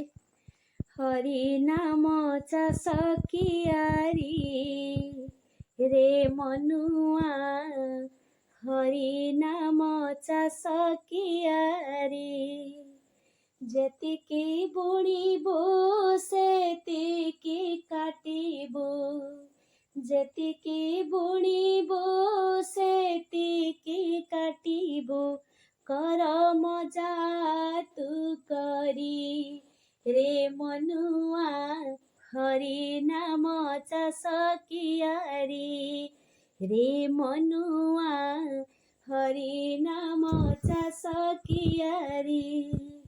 ସେ ଚାଷରେ ନାହିଁ ଧୋଇ ମରୁଡ଼ି, ଖରଚ ହୁଏ ନା କାଣି କଉଡ଼ି, ଏବେଠୁ ରଖିଲେ ଅମାର ଭିଡ଼ି, କାମ ଦେବ ଯେବେ ଯିବୁ ବାହୁଡ଼ି। ସବୁ ଧନ ଛାର ସେଇ ଅଟେ ସାର, ସବୁ ଧନ ଛାର ସେଇ ଅଟେ ସାର, ଯିବୁ ସାଥିରେ ତୁ ଧରି ରେ ମନୁଆ, ହରିନାମ ଚାଷ କିଆରି। ଆମେ ଯେତେବେଳେ ହରିନାମ ରୂପକ ଚାଷ କିଆରିଟିଏ ପ୍ରସ୍ତୁତ କଲେ, ଭଗବାନ ଦେଖୁଛନ୍ତି ଆମେ କ'ଣ ବୁଣିଲେ, କେମିତି କାଟିବା, କ'ଣ ଆଶା କଲେ କ'ଣ ଫଳ ଦେବେ। ତେବେ ଏଇ ଯେଉଁ ଚାଷ ଭଗବାନଙ୍କ ନିକଟରେ ଭଗବତ ନାମ ନେବାର ଚାଷ କରିଲେ ସେଥିରେ ଧୋଇ ନାହିଁ କି ମରୁଡ଼ି ନାହିଁ, ଖର୍ଚ୍ଚ ବି କିଛି ହେବନି।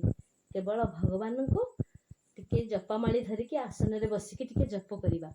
ଜପ କରିବା ପରେ ଆମର ଯେଉଁ ପୁଞ୍ଜିତକ ରହିଲା ଏଇ ଧନଟା ଏଇ ସଂସାରରୁ ନେଇକି ସେପଟ ରାଜ୍ୟକୁ ଆମେ ନିଶ୍ଚିନ୍ତ ଭାବରେ ଯାଇପାରିବା। ହରି ନାମଟିକୁ କରିଲେ ଜପ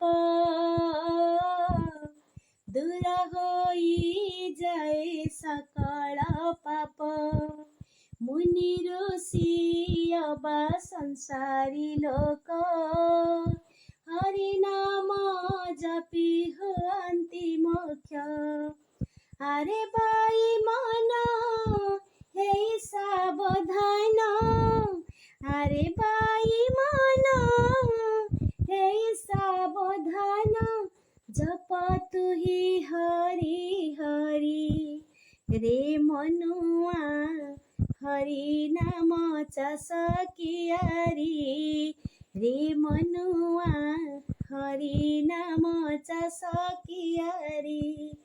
ଯେତିକି ବୁଣିବୁ ସେତିକି କାଟିବୁ, ଯେତିକି ବୁଣିବୁ ସେତିକି କାଟିବୁ, କର ମଜା ତୁ କରି ରେ ମନୁଆ, ହରି ନାମ ଚାଷ କିଆରି ରେ ମନୁଆ, ହରି ନାମ ଚାଷ କିଆରି। ତେଣୁ ଆମେ ପ୍ରତ୍ୟହ ହରିନାମ ଚାଷ କିଆରି କରିବା ପାଇଁ ଗୋଟିଏ ସୁନ୍ଦର ପ୍ଲାଟଫର୍ମ ସନ୍ଧ୍ୟା ସମୟରେ ଆମେ ବସିକି ଏକାଠି ହେଉଛେ। ଶ୍ରୀମଦ ଭଗବତ ଗୀତା ଭାଗବତ ପ୍ରଚାର ମହାସଂଘ ଓଡ଼ିଶା ଆନୁକୂଲ୍ୟରେ କିଛି ଜଣ ଉପଞ୍ଚେ। ଆମେ ଯେତେ ଜଣ ହେଉଛେ ତାହା ଆମର ଆବଶ୍ୟକତା ନାହିଁ, ବହୁତ ହେଉଛେ କମ୍ ହେଉଛେ କଥା ନାହିଁ। 1 2 3 4 5 ଜଣ ହେଲେ ବି ସତ୍ସଙ୍ଗ ହେଲା, ସତ୍ କଥା ଯେଉଁଠି ଆଲୋଚନା ହେଲା, ସନ୍ଥଜନମାନଙ୍କ ଦ୍ୱାରା ଯେତେବେଳେ ଆମେ ଏକାଠି ବସିକି ଭକ୍ତିର ସ୍ରୋତରେ ଶ୍ରବଣ କଲେ, ପଠନ କଲେ, ସେତିକିବେଳେ ଭଗବାନ ଏଇ ଭିତରେ ଆମ ପାଖରେ ଆସିକି ପ୍ରବେଶ କରୁଛନ୍ତି। ତେଣୁ ଭଗବାନଙ୍କ ପାଖକୁ ଜଣେ ଭକ୍ତ ଯାଇଥିଲେ। ଭଗବାନଙ୍କୁ କହିଲେ, ପ୍ରଭୁ ମୋର ଇଚ୍ଛା ହେଉଛି ତୁମକୁ କିଛି ଫୁଲ ଦେବା ପାଇଁ, ହେଲେ ଫୁଲ ଦେଲା ବେଳକୁ ମନରେ ଭାବୁଛି ଏଇ ଫୁଲଟା ତ ଭଅଁର ଅଇଁଠା କରିଦେଇଛି ନା, ନାଇଁ ନାଇଁ ମୁଁ ଫଳ ଟିକେ ଦେବି, ହେଲେ ଫଳ ତ ପକ୍ଷୀ ଅଇଁଠା କରିଦେଇଛି। ତାପରେ କହୁଛି ନାଇଁ ମୁଁ ଜଳ ଦେଇଦେବି, ପ୍ରଭୁଙ୍କୁ ଜଳ ସମର୍ପଣ କରିବି, ଶଙ୍କର ଭଗବାନ ଭାରି ପ୍ରସନ୍ନ ହେଇଯିବେ। ଆରେ ଜଳ ତ ମାଛର ଅଇଁଠା ହେଇଯାଇଛି ନା, ପ୍ରଭୁ ତାହେଲେ କ'ଣ ଦେବି? ସବୁ ଭକ୍ତମାନଙ୍କଠୁ ମୁଁ ତ ଶୁଣିଛି ସବରୀ ତ ଚାଖିକି କୋଳି ଦେଇଥିଲା, ଦାସିଆ ବି ଖାଲି ନଡ଼ିଆ ବଢ଼େଇ ଦେଇଥିଲା, ଆମ୍ବ ଦେଇ ଦେଇଥିଲା, ତମେ ନେଇଯାଇଥିଲ ନା, ତେଣୁ ମୁଁ ଭାବୁଛି ତମକୁ କ'ଣ ଦେବି। ସେ ଶଙ୍କା ମୋଚନ କରୁଛି। ଭଗବାନ ଏଇ ଭକ୍ତିର ଭାବକୁ ଦେଖନ୍ତି। ତାତେ କେଉଁ ଫୁଲ ଦେବି କହରେ, କହରେ ମୋ ସୁନା ଧନଟା, ତତେ କେଉଁ ଫଳ ଦେବି କହରେ, କହରେ ମୋ ସୁନା ଧନଟା। ସବୁ ଫୁଲ ତ ଭଅଁର ଅଇଁଠା, ସବୁ ଫଳ ତ ପକ୍ଷୀର ଅଇଁଠା, ଯଦି ନବୁ ତୁ ସଫା ମନଟା ତୁ ନେଇ ଯା। ଏଇ ମନ ହେଇ ନାହିଁ କେବେ କାହାର ଅଇଁଠା, ଏଇ ମନ ହେଇ ନାହିଁ କେବେ କାହାର ଅଇଁଠା।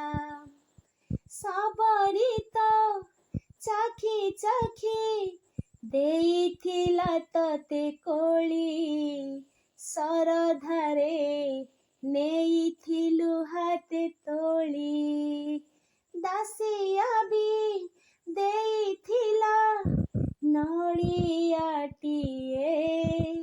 ଛଡ଼େଇ ନେଇଗଲୁ ହାତ ବଢ଼େଇ, ଗଙ୍ଗା ଜଳ ବି ମାଛର ଅଇଁଠା, କଞ୍ଚା କ୍ଷୀର ବି ବାଛୁରୀ ଅଇଁଠା, କେହି ଛୁଇଁନି ବୋଲି କହୁଛି ସଫା ମନଟା, ଏଇ ମନ ହେଇ ନାହିଁ କେବେ କାହାର ଇଠା ଏଇ ମନ ହେଇ ନାହିଁ କେବେ କାହାର ଇଠା। କଞ୍ଚା କ୍ଷୀର ବି ବାଛୁରୀ ଖାଇ ଦେଇଛି। ତାହେଲେ ପ୍ରଭୁ ମୁଁ ତମକୁ କ'ଣ ଦେବି? ମୁଁ ତ ଗୋଟେ ବାମନ, ଆଉ ତୁମେ ତ ହଉଛ ଜହ୍ନ, ମୁଁ ତ ହାତ ପାଇବନି ନା। ଏଇ 3 ହାତର ଅଧେ ଏଇ ଶରୀରଟା ଏଡ଼େ ବଡ଼ ଆକାଶକୁ କ'ଣ ହାତ ପାଇବ କି? ନାଇଁ ନା। କିନ୍ତୁ ମୁଁ ଅଭାବରେ ଥାଇକି ବି ତୁମେ ତ ଭାବଗ୍ରାହୀ, ତମ ଭାବରୁ ମତେ ଟିକେ ଦେଇପାରିବ ନା। ଏଇ ସଂସାରଟା ମିଛ ବୋଲି ଜାଣୁଛି, ଏଇ ସଂସାରଟା ମାୟା ପଙ୍କରେ ଅସନା ଦେହଟା ମାତିଛି ବୋଲି ମୁଁ ଜାଣୁଛି, କିନ୍ତୁ ମୋ ପାଇଁ କ'ଣ ଏଇ ମନଟା ଟିକେ ନବା ପାଇଁ ତୁମର ଇଚ୍ଛା ହଉନି? ମୁଁ ବାମନ ତୁମ ଜହ୍ନ ହାତ ବଢ଼େଇ ପାଉନାହିଁ ହାତ ତତେରେ କି ଦରବ ତୋ ଅଭାବ କେଉଁଠି ଅବା ନାହିଁ ତୋତେ କ'ଣ ମୁଁ ଦେବି ରେ। ଖାଲି ମିଛର ଏଇ ସଂସାରଟା ମାୟା ପଙ୍କରେ ଅସନା ଦେହଟା ନାହିଁ ଜାଗାଟେ ନାହିଁ ଚିହ୍ନଟା ସଫା ମନଟା ଏଇ ମନ ହେଇ ନାହିଁ କେବେ କାହାର ଇଠା ଏଇ ମନ ହେଇ ନାହିଁ କେବେ କାହାର ଇଠା। ତତେ କେଉଁ ଫୁଲ ଦେବି କହରେ ମୋ ସୁନା ଧନଟା ତତେ କେଉଁ ଫଳ ଦେବି କହରେ ମୋ ସୁନା ଧନଟା। ସବୁ ଫୁଲ ତ ଭର ଇଠା ସବୁ ଫଳ ତ ପକ୍ଷୀର ଇଠା ଗଙ୍ଗା ଜଳ ବି ମାଛର ଇଠା କଞ୍ଚା କ୍ଷୀର ବି ବାଛୁରୀ ଇଠା। ଖାଲି ମିଛର ଏଇ ସଂସାରଟା ମାୟା ପଙ୍କରେ ଅସନା ଦେହଟା ଏଇ ମନ ହେଇ ନାହିଁ କେବେ କାହାର ଇଠା ଏଇ ମନ ହେଇ ନାହିଁ କେବେ କାହାର ଇଠା ଏଇ ମନ ହେଇ ନାହିଁ କେବେ କାହାର ଇଠା। ଯେତେବେଳେ ଭଗବାନଙ୍କର ଉଚ୍ଚିଷ୍ଟକୁ ଆମେ ଗ୍ରହଣ କରିବା ସେତିକି ବେଳେ ଏଇ ସଂସାର ଭିତରେ ଥିବା 3 ଗୋଟି ତାପ ଚାଲିଯିବ। ଆଧ୍ୟାତ୍ମିକ, ଆଧି ଭୌତିକ, ଆଧି ଦୈବିକ। ତେବେ କାୟ ମନ ବଚନରେ କେବଳ ସିଏ, ମୋ ଭାବନାରେ ମୁଁ ଭାବଗ୍ରାହୀ, ମୋ ଚିତ୍ତରେ ସେ ଚିନ୍ତାମଣି, ମୋ ଅନ୍ତରରେ ସିଏ ଅନ୍ତର୍ଯାମୀ ରୂପରେ ନିଶ୍ଚିନ୍ତ ଭାବରେ ଆସିଯିବେ। ଚିତା ଆଉ ଚିନ୍ତା, ଚିତା କ'ଣ ହୁଏ ନା ସଂସାରରେ ଯେତେବେଳେ ଶରୀରରୁ ଜୀବ ଚାଲିଯାଏ ଅଗ୍ନି ତାକୁ ଚାଖିଦେଲା ପରେ କିଛି କ୍ଷଣ ପାଇଁ ସେ ଚାଲିଗଲା, ଚିତା ହେଇଗଲା। କିନ୍ତୁ ଚିନ୍ତା ପ୍ରତି ମୁହୂର୍ତ୍ତରେ ଜାଳୁଥାଏ, ଗୋଟିଏ ମାତ୍ର ଅନୁସାର କେମିତି ବଦଳି ଦଉଛି ଜୀବନକୁ। ତେଣୁ ନିଶ୍ଚିନ୍ତ ଭାବରେ ସମୟକୁ ମର୍ଯ୍ୟାଦା ଦେବା। ସମୟ ଅନୁସାରେ 2 ଗୋଟି ଶ୍ଲୋକର ଆମେ ନିଶ୍ଚିନ୍ତ ଭାବରେ ଆଲୋଚନା କରିଛେ ଏବଂ ଯଦି କିଛି ସମସ୍ତଙ୍କୁ କିଛି ଶିକ୍ଷା ମିଳିଥାଏ ବା ଆଲୋଚନାରେ ଆନନ୍ଦ ମିଳିଥାଏ, କିଛି ଜ୍ଞାନ ଲାଭ ହୋଇଥାଏ, ତାହା ହେଉଛି ଭଗବତ ବିଭୁ କୃପା, କୃଷ୍ଣ ଭଗବାନଙ୍କର କୃପା ଏବଂ ସମସ୍ତଙ୍କର ପ୍ରେମ, ସ୍ନେହ, ଭଲ ପାଇବା। ଯଦି କିଛି ଭୁଲ ରହିଯାଇଥାଏ କହିବାର ତରିକାରେ ତେବେ ସମସ୍ତଙ୍କର ସାଧୁତା ଗୁଣରେ ସମସ୍ତଙ୍କର ଭଲ ପାଇବା ଗୁଣରେ ନିଶ୍ଚିନ୍ତ ଭାବରେ କ୍ଷମା କରିଦେବେ ଏବଂ ବାଣୀ ଭିତରେ ଭଗବାନଙ୍କର ବାଣୀ କେବଳ ଭଗବାନଙ୍କ ପାଇଁ ସମର୍ପଣ କରୁଛେ। ଯେଉଁ ସମର୍ପଣରେ କେବଳ ଦିବ୍ୟତା ଅଛି, ଏଇ ଦିବ୍ୟତା ଭିତରେ କେବଳ ଆନନ୍ଦକୁ ଅନୁଭବ କରିବା।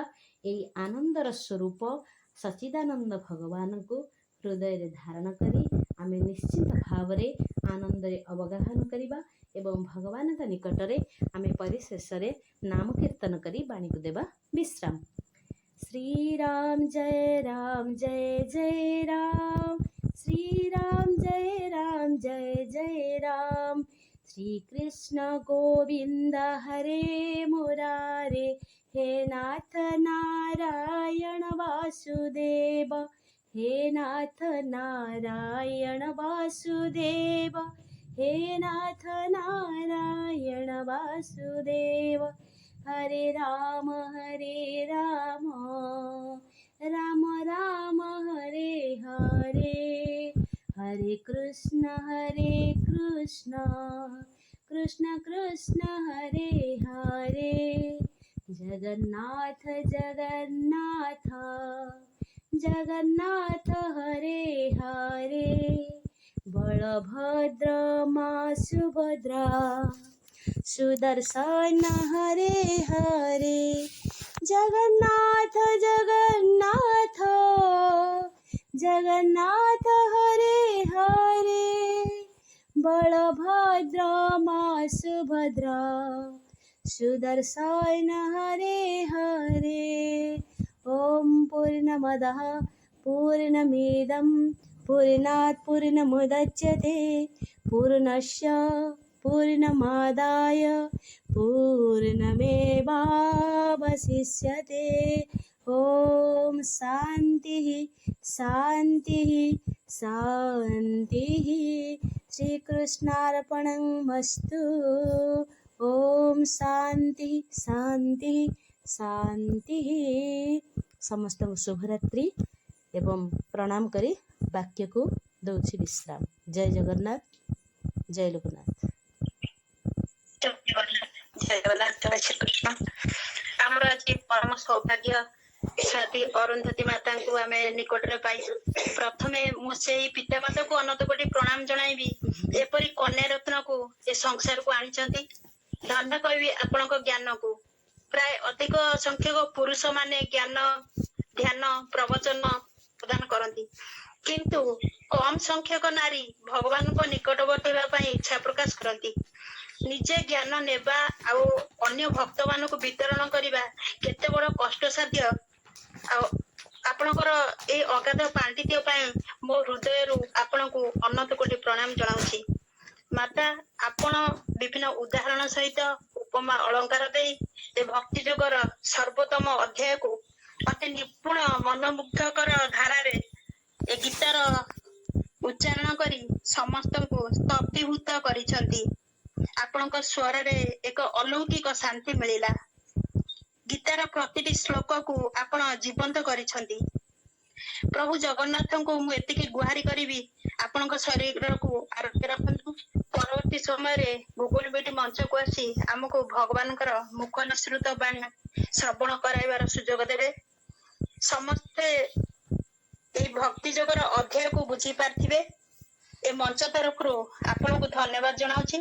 मोर किछि जदि भूल थाए तेबे आपनकर महानता गुण रे मते क्षमा करिवे। जय जगन्नाथ।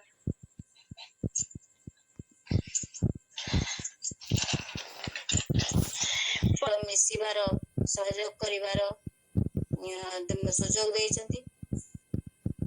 आमर उपसभापति केशवदत्ती कृष्ण को मोर कृतज्ञता एवं धन्यवाद अर्पण करुछि। प्रतिष्ठाता श्रीमान पवित्रानंद महोदय को ए सुंदर कार्यक्रम परिचालना करथिबारु हमको बहुत सुंदर ये मंच गढ़ी मोर कृतज्ञता एवं धन्यवाद। आमर कार्यकारी सभापति आमर सबुठार प्रिय लिंगराज जैन महोदय तांको मध्य मोर कृतज्ञता धन्यवाद प्रणाम जनाउछि। आमर संपादिका जयंतीपति महोदय को मोर कृतज्ञता धन्यवाद। आमर मंच आज परिचालना करुछंती मंदाकिनी मां तांको मध्य मोर विशेष विशेष धन्यवाद एवं कृतज्ञता। एठारे उपस्थित समस्त गीता प्रेमी को मोर भक्ति प्रणाम। आज प्रथमे आमर आरंभ रे शंख वादन करथिले स्वर्णप्रभा तोई महोदय तांको मोर कृतज्ञता ज्ञापन करुछि। ओंकार थिले अनुपमा तांको मध्य मोर धन्यवाद एवं कृतज्ञता। पारायण रे थिले आमर लीला महिमा तांको मध्य मोर विशेष विशेष कृतज्ञता एवं धन्यवाद। सर्वशेष रे मो कृतज्ञता देवी धन्यवाद देवी आमर आज साध्वी अरुंधती माताजी को ଯେ ଆମର ପ୍ରଥମ କରି ଆମ ମଞ୍ଚକୁ ଆସିଛନ୍ତି ଏବଂ ସୁନ୍ଦର ଉପାଖ୍ୟାନକୁ ଆମ ପାଖରେ ଉପସ୍ଥାପନା କରିଛନ୍ତି। ତାଙ୍କୁ ମୋର ବିଶେଷ ବିଶେଷ ଧନ୍ୟବାଦ, କୃତଜ୍ଞତା। ମୁଁ ତାଙ୍କୁ କଣ କୃତଜ୍ଞତା ଦେବି ସେପରି ଦୃଷ୍ଟତା ମୋ ପାଖରେ ନାହିଁ। ମୁଁ ତାଙ୍କୁ ବହୁତ ନିକଟରୁ ଦେଖିଛି, ବହୁତ ସମୟ ତାଙ୍କ ସାଙ୍ଗେ ବିତାଇଛି। ତେଣୁ ପ୍ରତ୍ୟେକ ଜିନିଷକୁ ମୁଁ ତାଙ୍କର ଅନୁଭବ କରିଛି, ସେ କେତେ ଭଗବାନଙ୍କୁ ଭଲ ପାଆନ୍ତି, ଆଉ ସେ କେତେ ମାନେ ତ୍ୟାଗୀ ଭଗବାନ ପାଇଁକି, ସେ କେତେ ଉତ୍ସର୍ଗୀକୃତ ମୁଁ ତାଙ୍କୁ ମର୍ମେ ଅନୁଭବ କରିଛି। ତେଣୁ ତାଙ୍କୁ ମୁଁ କିଛି ବି ବର୍ତ୍ତମାନ ଧନ୍ୟବାଦ କୃତଜ୍ଞତା ଦେବି ଯେ ମୁଁ ଚିନ୍ତା କରିପାରୁନି ମୁଁ କଣ ତାଙ୍କୁ କହିକିରି ବି ମୁଁ ତାଙ୍କୁ କୃତଜ୍ଞତା ଆଉ ଧନ୍ୟବାଦ ଅର୍ପଣ କରିବି। ସେ ଏସବୁର ବହୁତ ଉର୍ଦ୍ଧ୍ୱରେ। ସେ ଭଗବାନଙ୍କୁ ବିଶେଷ ରୂପରେ ଭଲ ପାଉଥିବାରୁ ସେ ଆଜି ସାଧ୍ୱୀ ସନ୍ନ୍ୟାସିନୀ। ସେ ଭଗବାନ ପାଖରେ ପୂର୍ଣ୍ଣ ସମର୍ପିତ। ମୁଁ ଯେତିକି ଦିନ ତାଙ୍କ ପାଖରେ ମିଶିଛି, ରହିବାର ବି ସୁଯୋଗ ପାଇଛି 15 ଦିନ। ତଥାପି ଯେହେତୁ ଆମର ନିୟମ ଅଛି, ମୁଁ ତାଙ୍କୁ ଆଜି କୃତଜ୍ଞତା ଦେଉଛି।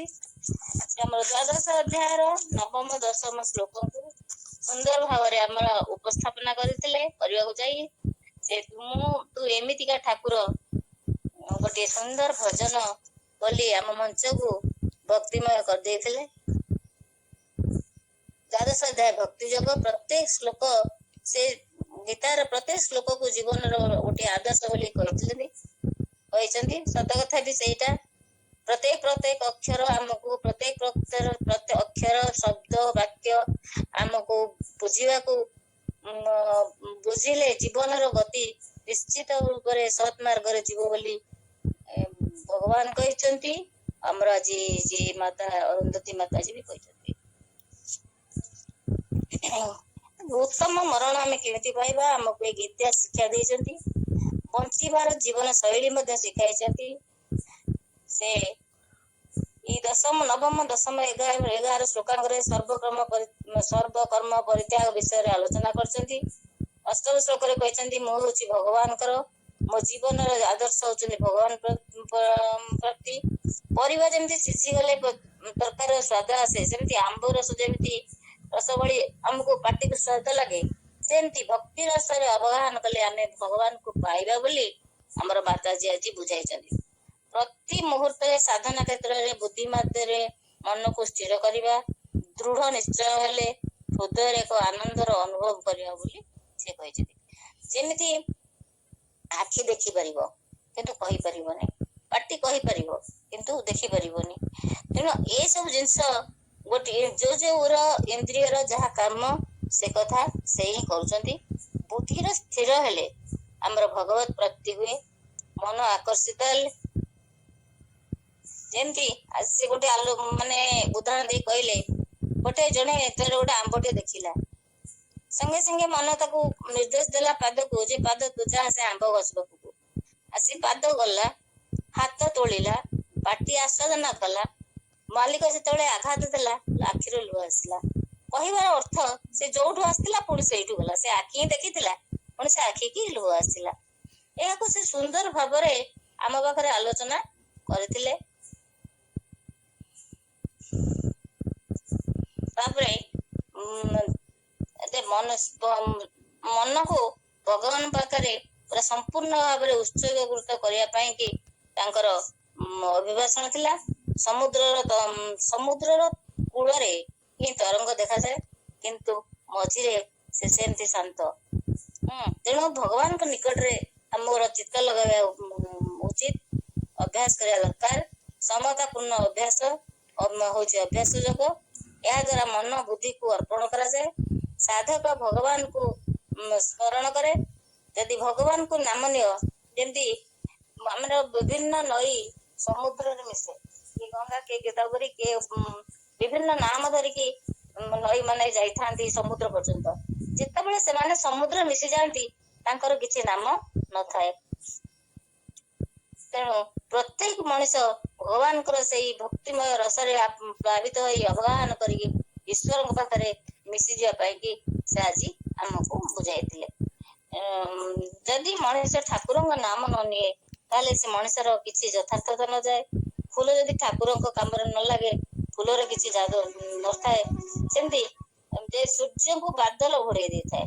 ସୂର୍ଯ୍ୟ କଣ କୁଆଡେ ପଳେଇଥାନ୍ତି ସେ କଥା ନାହାନ୍ତି, ସୂର୍ଯ୍ୟ ସ୍ଥିର, ସୂର୍ଯ୍ୟ ଥାନ୍ତି, କିନ୍ତୁ ଅଳ୍ପ ସମୟ ପାଇଁ କି ବାଦଲ ତାକୁ ଘୋଡେଇ ଦେଇଥାଏ।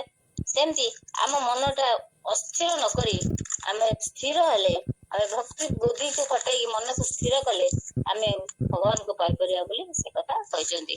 ନବମ ଶ୍ଲୋକରେ ସେ କହିଛନ୍ତି, ଯଦି ଭଗବାନ କହିଛନ୍ତି ଯଦି ତୁମେ ମୋ ଠାରେ ଭଲ ଦୃଢ ଭାବରେ ମନକୁ ସ୍ଥିର କର, ଯଦି ତମେ ନ କଲେ, ମନ ଯଦି ଦୃଢ ଭାବରେ ନିବେଶ ନ କରିବ, ତାହେଲେ ତୁମେ ମତେ ପାଇପାରିବା କଷ୍ଟ। ତେଣୁ ସେଇ ଅଭ୍ୟାସ ଯୋଗ ଦ୍ଵାରା ମତେ ତୁମେ ତୁମର ମନକୁ ବୁଦ୍ଧିକୁ ମୋ ପାଖରେ ମୋ ସହିତ ଯୋଡିବାକୁ ଚେଷ୍ଟା କର, ଯାହା ଦ୍ୱାରା କି ମତେ ତୁମେ ପାଇବାକୁ ସମର୍ଥ ହେଇପାରିବ। ମନ ବୁଦ୍ଧି ସମର୍ପଣ କରିବା, ଅଭ୍ୟାସ କରିବା, ଅଭ୍ୟାସ କରିବା ଦ୍ୱାରା ଭଗବାନଙ୍କ ପାଇଁ ଭକ୍ତି ଭାବ ଆସିଥାଏ ବୋଲି ସେ କହିଛନ୍ତି। କର୍ମ କଲେ ମନୁଷ୍ୟ ବନ୍ଧନରେ ପଡିଯାଇଥାଏ। ମନ ବୁଦ୍ଧି ଏକତ୍ର କରି ଆମେ ସବୁବେଳେ ଭଗବାନଙ୍କ ନାମ ବା ଭଗବାନଙ୍କ କର୍ମ କରିବାକୁ ସେ କହିଥିଲେ। ଯଦି ଆମେ ଭଗବାନଙ୍କର ସେ ଭକ୍ତି ରସରେ ଆମେ ପ୍ଲାବିତ ହେଇଯାଉଛେ, ଆମେ ତାହେଲେ ଆମେ କଣ କରିବା, ପ୍ଲାବିତ ହେଲେ ଆମେ ଯାଇ ଭଗବାନଙ୍କୁ ପାଇପାରିବା। ବହୁତ କଥା ତ ସବୁ ସେ କହିଛନ୍ତି, ମୋର ଯେତିକି ମନେ ପଡୁଛି। ଜୀବନରେ ଆମେ କଣ କରିପାରିବା, ଏହା ଆମକୁ ଗୀତା ମାତା ଶିଖାଇଥାନ୍ତି। ଗୀତାରୁ ବି ଆମେ ଶିଖିଥାଉ, ଆମେ ଯେମିତି କରିବା ସେମିତି ଫଳ ପାଇବା। ଯଦି ସେ ଗୋଟେ ସୁନ୍ଦର ଭଜନ ବୋଲିଥିଲେ, ହରିନାମ ଚାଷ କିଆରି, ମାନେ ଯେତିକି ଯେମିଣିବୁ ସେତିକି କାଟିବୁ, ମନୁଆ ହରିନାମ ଚାଷ କିଆରି। ସତ କଥା, ସେଇ ଯୋଉ ହରିନାମ ଚାଷ କିଆରି ଆମେ ଯେମିତି କରିବା ସେମିତି କରିବା, ସେଥିରେ ଆମକୁ କିଛି ଖର୍ଚ୍ଚ କରିବାକୁ ପଡିନଥାଏ, କି ଆମେ ଯେତେବେଳେ କାଟିବା ସେଥିରେ କିଛି ଧୂଳି ମଳି ନଥାଏ। ତେଣୁ ସେ ଆମେ ଭଗବାନଙ୍କ ନାମ ଜପ କରିବା। ସେ ଜପ କରିବା ଯେତିକି ଲୋକ ଥାଆନ୍ତୁ, ଆମେ କହିବା 8 ଜଣ 10 ଜଣ 5 ଜଣ ଯେତିକି ଲୋକ ଥାଆନ୍ତୁ, ଆମେ ସେତିକି ସମୟ ପାଇଁକି, ମନେକର ଆମେ ଗୋଟେ ଜାଗାକୁ ଯାଉଛନ୍ତି ଭଗବାନଙ୍କୁ ଦେଖିବା ପାଇଁକି, ଏଇଟା ମୁଁ କହୁଛି, ଆମେ ଫ୍ରାକ୍ସନ ଅଫ ସେକେଣ୍ଡ ବା ଗୋଟେ ସେକେଣ୍ଡ ପାଇଁ ଆମେ ଭଗବାନଙ୍କ ପାଖକୁ ଯାଇପାରୁଛନ୍ତି କି? ଯାଇପାରୁନାହାନ୍ତି। କାହିଁକି ଯାଇପାରୁନାହାନ୍ତି ନା ଆମେ ସେଇ ସେକେଣ୍ଡ ବି ଆମେ ଭଗବାନଙ୍କ ପାଖରେ ଆମ ମନକୁ ନିବେଶ କରିପାରୁନାହାନ୍ତି। ଆମେ ଘଣ୍ଟା ଧରି ବସୁଛନ୍ତି, କିନ୍ତୁ ଭଗବାନଙ୍କ ପାଖରେ ଆମର ମନ ବୁଦ୍ଧି ଆମର ଆତ୍ମା, ଆମର ଚିତ୍ତଟା ସଠିକ ଭାବେ ନିବେଶ କରିପାରୁନାହିଁ। କହିବା କଥା ସେଇଟା ଯେ କଣ ସେ ଆମେ ଏବେ ଠାକୁରଙ୍କୁ ଆମେ ଦେଇକି ପୂଜା କରିବା। ଏମିତି ଭକ୍ତ ଟିକେ କହୁଛି, ମୁଁ କି ଫୁଲ ଦେବି, ଫୁଲ ତ ଭଅଁର ଅଇଠା କରିଛି, କି ଫଳ ଦେବି, ପକ୍ଷୀ ଯାକୁ ଅଇଠା କରିଛି, ମୁଁ କି ଜଳରେ ତତେ ପୂଜା କରିବି ଠାକୁର, ନା ମାଛ ବି ତାକୁ ଅଇଠା କରିଦେଇଛି। ତେଣୁ କ୍ଷୀର ଟା ବି ବାଛୁରୀ ପିଇ ଯାଇଛି, ଚନ୍ଦନ ଟିକେ ଦେଲେ ତାକୁ ବି ସାପ ଅଇଠା କରିଦେଇଛି। ଯଦି ସବୁ ଜିନିଷ ଅଇଠା, କେବଳ ମୋ ମନଟା ହିଁ ସଫା। ଏଇ ସଫା ମନରେ ଯଦି ଆମେ ଠାକୁରଙ୍କୁ ଡାକିବା, ତାହେଲେ ଠାକୁରଙ୍କ ନିକଟବର୍ତ୍ତୀ ହୋଇପାରିବେ ବୋଲି ଯାହା ମାତାଜୀ ଆମକୁ ଆଜି କହିଛନ୍ତି। ଏଇ ଚିନ୍ତା ବିଷୟରେ ତଫାତ, ଗୋଟିଏ ଅନୁସାରରେ କେତେ ତଫାତ, ତାହା ମଧ୍ୟ ଆମକୁ ପୁଙ୍ଖାନୁପୁଙ୍ଖ ରୂପେ ଆଲୋଚନା କରିଥିଲେ। ଏଇ ସୁନ୍ଦର ତତ୍ଵକୁ, ଏଣୁ ତାର ଯାହା ଜିଷ୍ଟ ବା ସାରାଂଶ ଥିଲା, ଯଦି ଅଭ୍ୟାସ କରିବାରେ ଯଦି ଆମେ ଅସମର୍ଥ ହଉଛେ, କେବଳ କର୍ମ କରିବାରେ ଆମେ ପାରାୟଣ ହୁଅ, କର୍ମ କର, ମୋ ପାଇଁ ଏମିତି କର୍ମ କରୁ କରୁ ତୁମେ କଣ କରିବ ନା ସିଦ୍ଧି ଲାଭ କରିପାରିବ ବୋଲି ଭଗବାନ ଗୀତାରେ କହିଛନ୍ତି। ତେଣୁ ପ୍ରତ୍ୟେକ କଥାକୁ ତ ମୋର ମନେ ରଖିବାର ନାହିଁ, ମୁଁ ଏତେ ମନେ ରଖିପାରିବି ନାହିଁ। ତେଣୁ ଯେତିକି ମନେ ରଖିଛି ସେତିକି କହିଲି। ଯଦି ମୋର କହିବାରେ କିଛି ବି ତ୍ରୁଟି ଥାଏ, ଯଦି କିଛି ଭୁଲ ବଶତ ଛାଡି ତ ଯାଇଥିବି, ଯଦି କିଛି ଭୁଲ ଥାଏ ତାହେଲେ ମାତାଜୀ ମତେ କ୍ଷମା କରିବେ। ଆଉ ଆପଣଙ୍କ ପାଦ ତଳେ କୋଟି କୋଟି ପ୍ରଣାମ। ସୁନ୍ଦର ରୂପରେ ଆଜି ଯୋଉ ଆଲୋଚନା ଆମ ପାଖେ ରଖିଲେ, ଭଗବାନ ଆପଣଙ୍କୁ ସହାୟ ହୁଅନ୍ତୁ, ଆପଣ ସୁସ୍ଥ ରୁହନ୍ତୁ, ନିରୋଗ ରୁହନ୍ତୁ। ଆପଣଙ୍କୁ, ଆପଣଙ୍କ ପିତା ମାତାଙ୍କୁ ମୁଁ ଏଇଠୁ ଭକ୍ତିପୂତ ପ୍ରଣାମ ଜଣାଉଛି, ଯେ ଏମିତି କନ୍ୟାଟିଏ ଜନ୍ମ ଦେଇଛନ୍ତି। ଯାହା ହଉ, ବହୁତ ବହୁତ ଧନ୍ୟବାଦ, କୃତଜ୍ଞତା। ଆମର ଆଜିର କିଏ ଆଳତୀରେ ଅଛନ୍ତି ଅନିତା ପ୍ରଧାନ ମହୋଦୟା। ହାତରେ ଆଜିର ଅତି ଉତ୍ତମ ବାରରେ, ଗଣେଶଙ୍କ ଗଜାନନଙ୍କ ବାରରେ ବହୁତ ବାର ଚେଷ୍ଟା କରି ଯେମିତି କୁହନ୍ତି, ପାଖରେ ଥିବା କୂଅରୁ ଆମେ ଜଳ ଆଣିପାରୁନାହିଁ, କିନ୍ତୁ ବହୁତ ଦୂରରେ ଥିବା କୂଅରୁ ଜଳ ନେଇ ଆମେ ଶନି ମନ୍ଦିରଙ୍କ ଠାରୁ ଆରମ୍ଭ କରି ବିଭିନ୍ନ ଭଗବାନଙ୍କୁ ସ୍ନାନ କରିବାରେ ସାହାଯ୍ୟ କରୁ, ଆଉ ନିଜର ପିତାର୍ଥେ ଭଗବାନଙ୍କୁ ପ୍ରଣାମ କରୁ। ମା ହିଁ ସର୍ବଂସହା, ମାଙ୍କ ଦ୍ଵାରା ଜଗତ ସାଧିତ। ଜଗତ କେବଳ ଜଗତର ରକ୍ଷା କରତି ମା ହିଁ ଅଛନ୍ତି ଆଦିଶକ୍ତି। ମାଙ୍କର ବଚନ ଏ ଦିବ୍ୟ ଅବସରରେ ପୁଅ ପିଲା ଖୁବ କମ ରହନ୍ତି। ଯଦି ମା ଦେଖିଥିବେ ନାଁ ଗୁଡିକ, ସ୍ଥିତ ପ୍ରଜ୍ଞତା ମନୁଷ୍ୟକୁ ଏକ ଉନ୍ନତ ମାର୍ଗକୁ ଆଉ ବହୁତ ଶ୍ରେଷ୍ଠ ସ୍ଥାନକୁ ନେଇଯାଏ। ସ୍ଥିତ ପ୍ରଜ୍ଞତା ରହିବା ଦ୍ଵାରା ମନୁଷ୍ୟ ମଧ୍ୟ ମା ହଉ ବା ବାବା ହୁଅନ୍ତୁ, ପିତା ହୁଅନ୍ତୁ ବା ମାତା ହୁଅନ୍ତୁ, ଯୋଉ ପଞ୍ଚଦେବ କହିଲେ ଗଣେ ନାରାୟଣ ରୁଦ୍ର ଅମ୍ବିକେ ଭାସ୍କର ତଥାଭିନାମନ୍ୟ ନାକାଦେବ ପଞ୍ଚଦେବ, ସେଥିପାଇଁ ଏ ପଞ୍ଚଦେବଙ୍କ ପାଦପଦନ ପ୍ରଣିପାତ କଲେ, ଗୋଟିଏ ଜାଗାରେ ବସି ବୀଜ ମନ୍ତ୍ର ଜପ କଲେ, ଅତ୍ର ତତ୍ର ସର୍ବତ୍ର ବିଦ୍ୟମାନ ଭଗବାନ ମନକୁ ସ୍ଥିର କଲେ, ଏ ଦୁଷ୍ଟ ପ୍ରକୃତିର ପଞ୍ଚେନ୍ଦ୍ରିୟକୁ ସ୍ଥିର କଲେ ମନ ଆତ୍ମାକୁ ପରାହିତ କରିପାରିବ। ଏଗୁଡାକ ଯୋଉ ମା ଆମକୁ ଯାହା ଆଜି ପ୍ରଦାନ କଲେ ଅତି ଉଚ୍ଚ କୋଟିର, ତତ୍ସହିତ ଯୋଉ ପ୍ରଶ୍ନୋତ୍ତରୀ ବିଭାଗରେ ଅଂଶଗ୍ରହଣ କରି ଯୋଉ ଉତ୍ତିକ ଦେଲେ, ଉଦାହରଣ ସ୍ୱରୂପ 5 ପ୍ରକାର ଉଦାହରଣ ଦେଲେ, ଗୋଟିଏ ଉଦାହରଣ ନୁହଁ, ସବୁତକ ଉଦାହରଣ ସତ୍ୟ, ନିରାଟ ସତ୍ୟ, କାୟମନ ବାକ୍ୟରେ ସେ ଅନୁଭବ କରିଛନ୍ତି।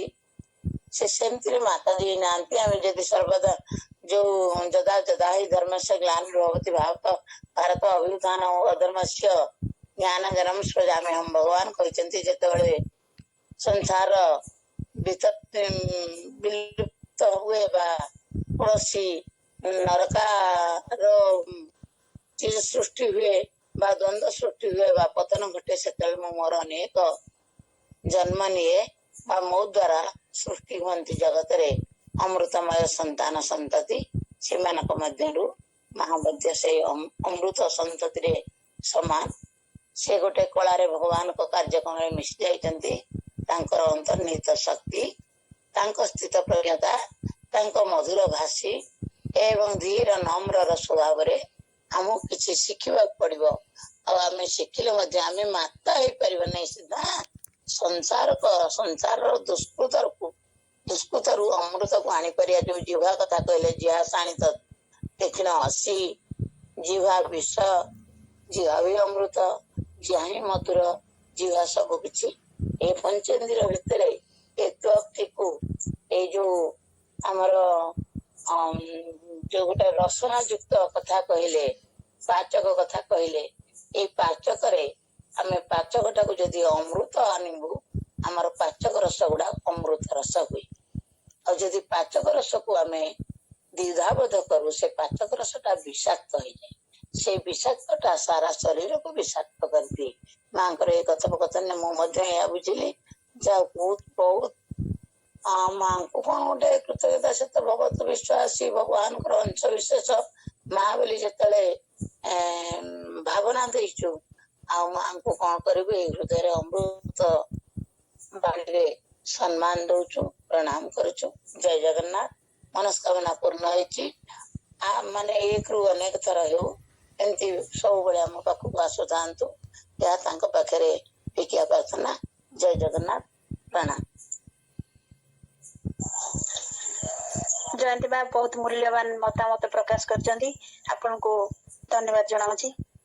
ଆଉ ମାତାଙ୍କର ଆଜି ଯୋଉ ବାଣୀ ପ୍ରତିଟି ମୁହୂର୍ତ୍ତରେ ଶିକ୍ଷଣୀୟ ଥିଲା। ପରବର୍ତ୍ତୀ ମୁହୂର୍ତ୍ତରେ ବାକି ରହିଥିବା ଭଗବତ ଅଧ୍ୟାୟକୁ ଆମକୁ ବିତରଣ କରିବାକୁ ମୋର ବିନମ୍ର ଅନୁରୋଧ ରଖୁଛି। ଆପଣ ନିଶ୍ଚୟ ପରବର୍ତ୍ତୀ ମୁହୂର୍ତ୍ତରେ ଆସି ଆମକୁ ଦିବ୍ୟ ବାଣୀ ପ୍ରଦାନ କରିବେ। ଝଲକ ପ୍ରଦାନ କରିଛନ୍ତି। ଆପଣଙ୍କୁ ଏ ମଞ୍ଚ ତରଫରୁ ଧନ୍ୟବାଦ ଅର୍ପଣ କରୁଛି ଆଉ ପ୍ରଣାମ ଜଣାଉଛି।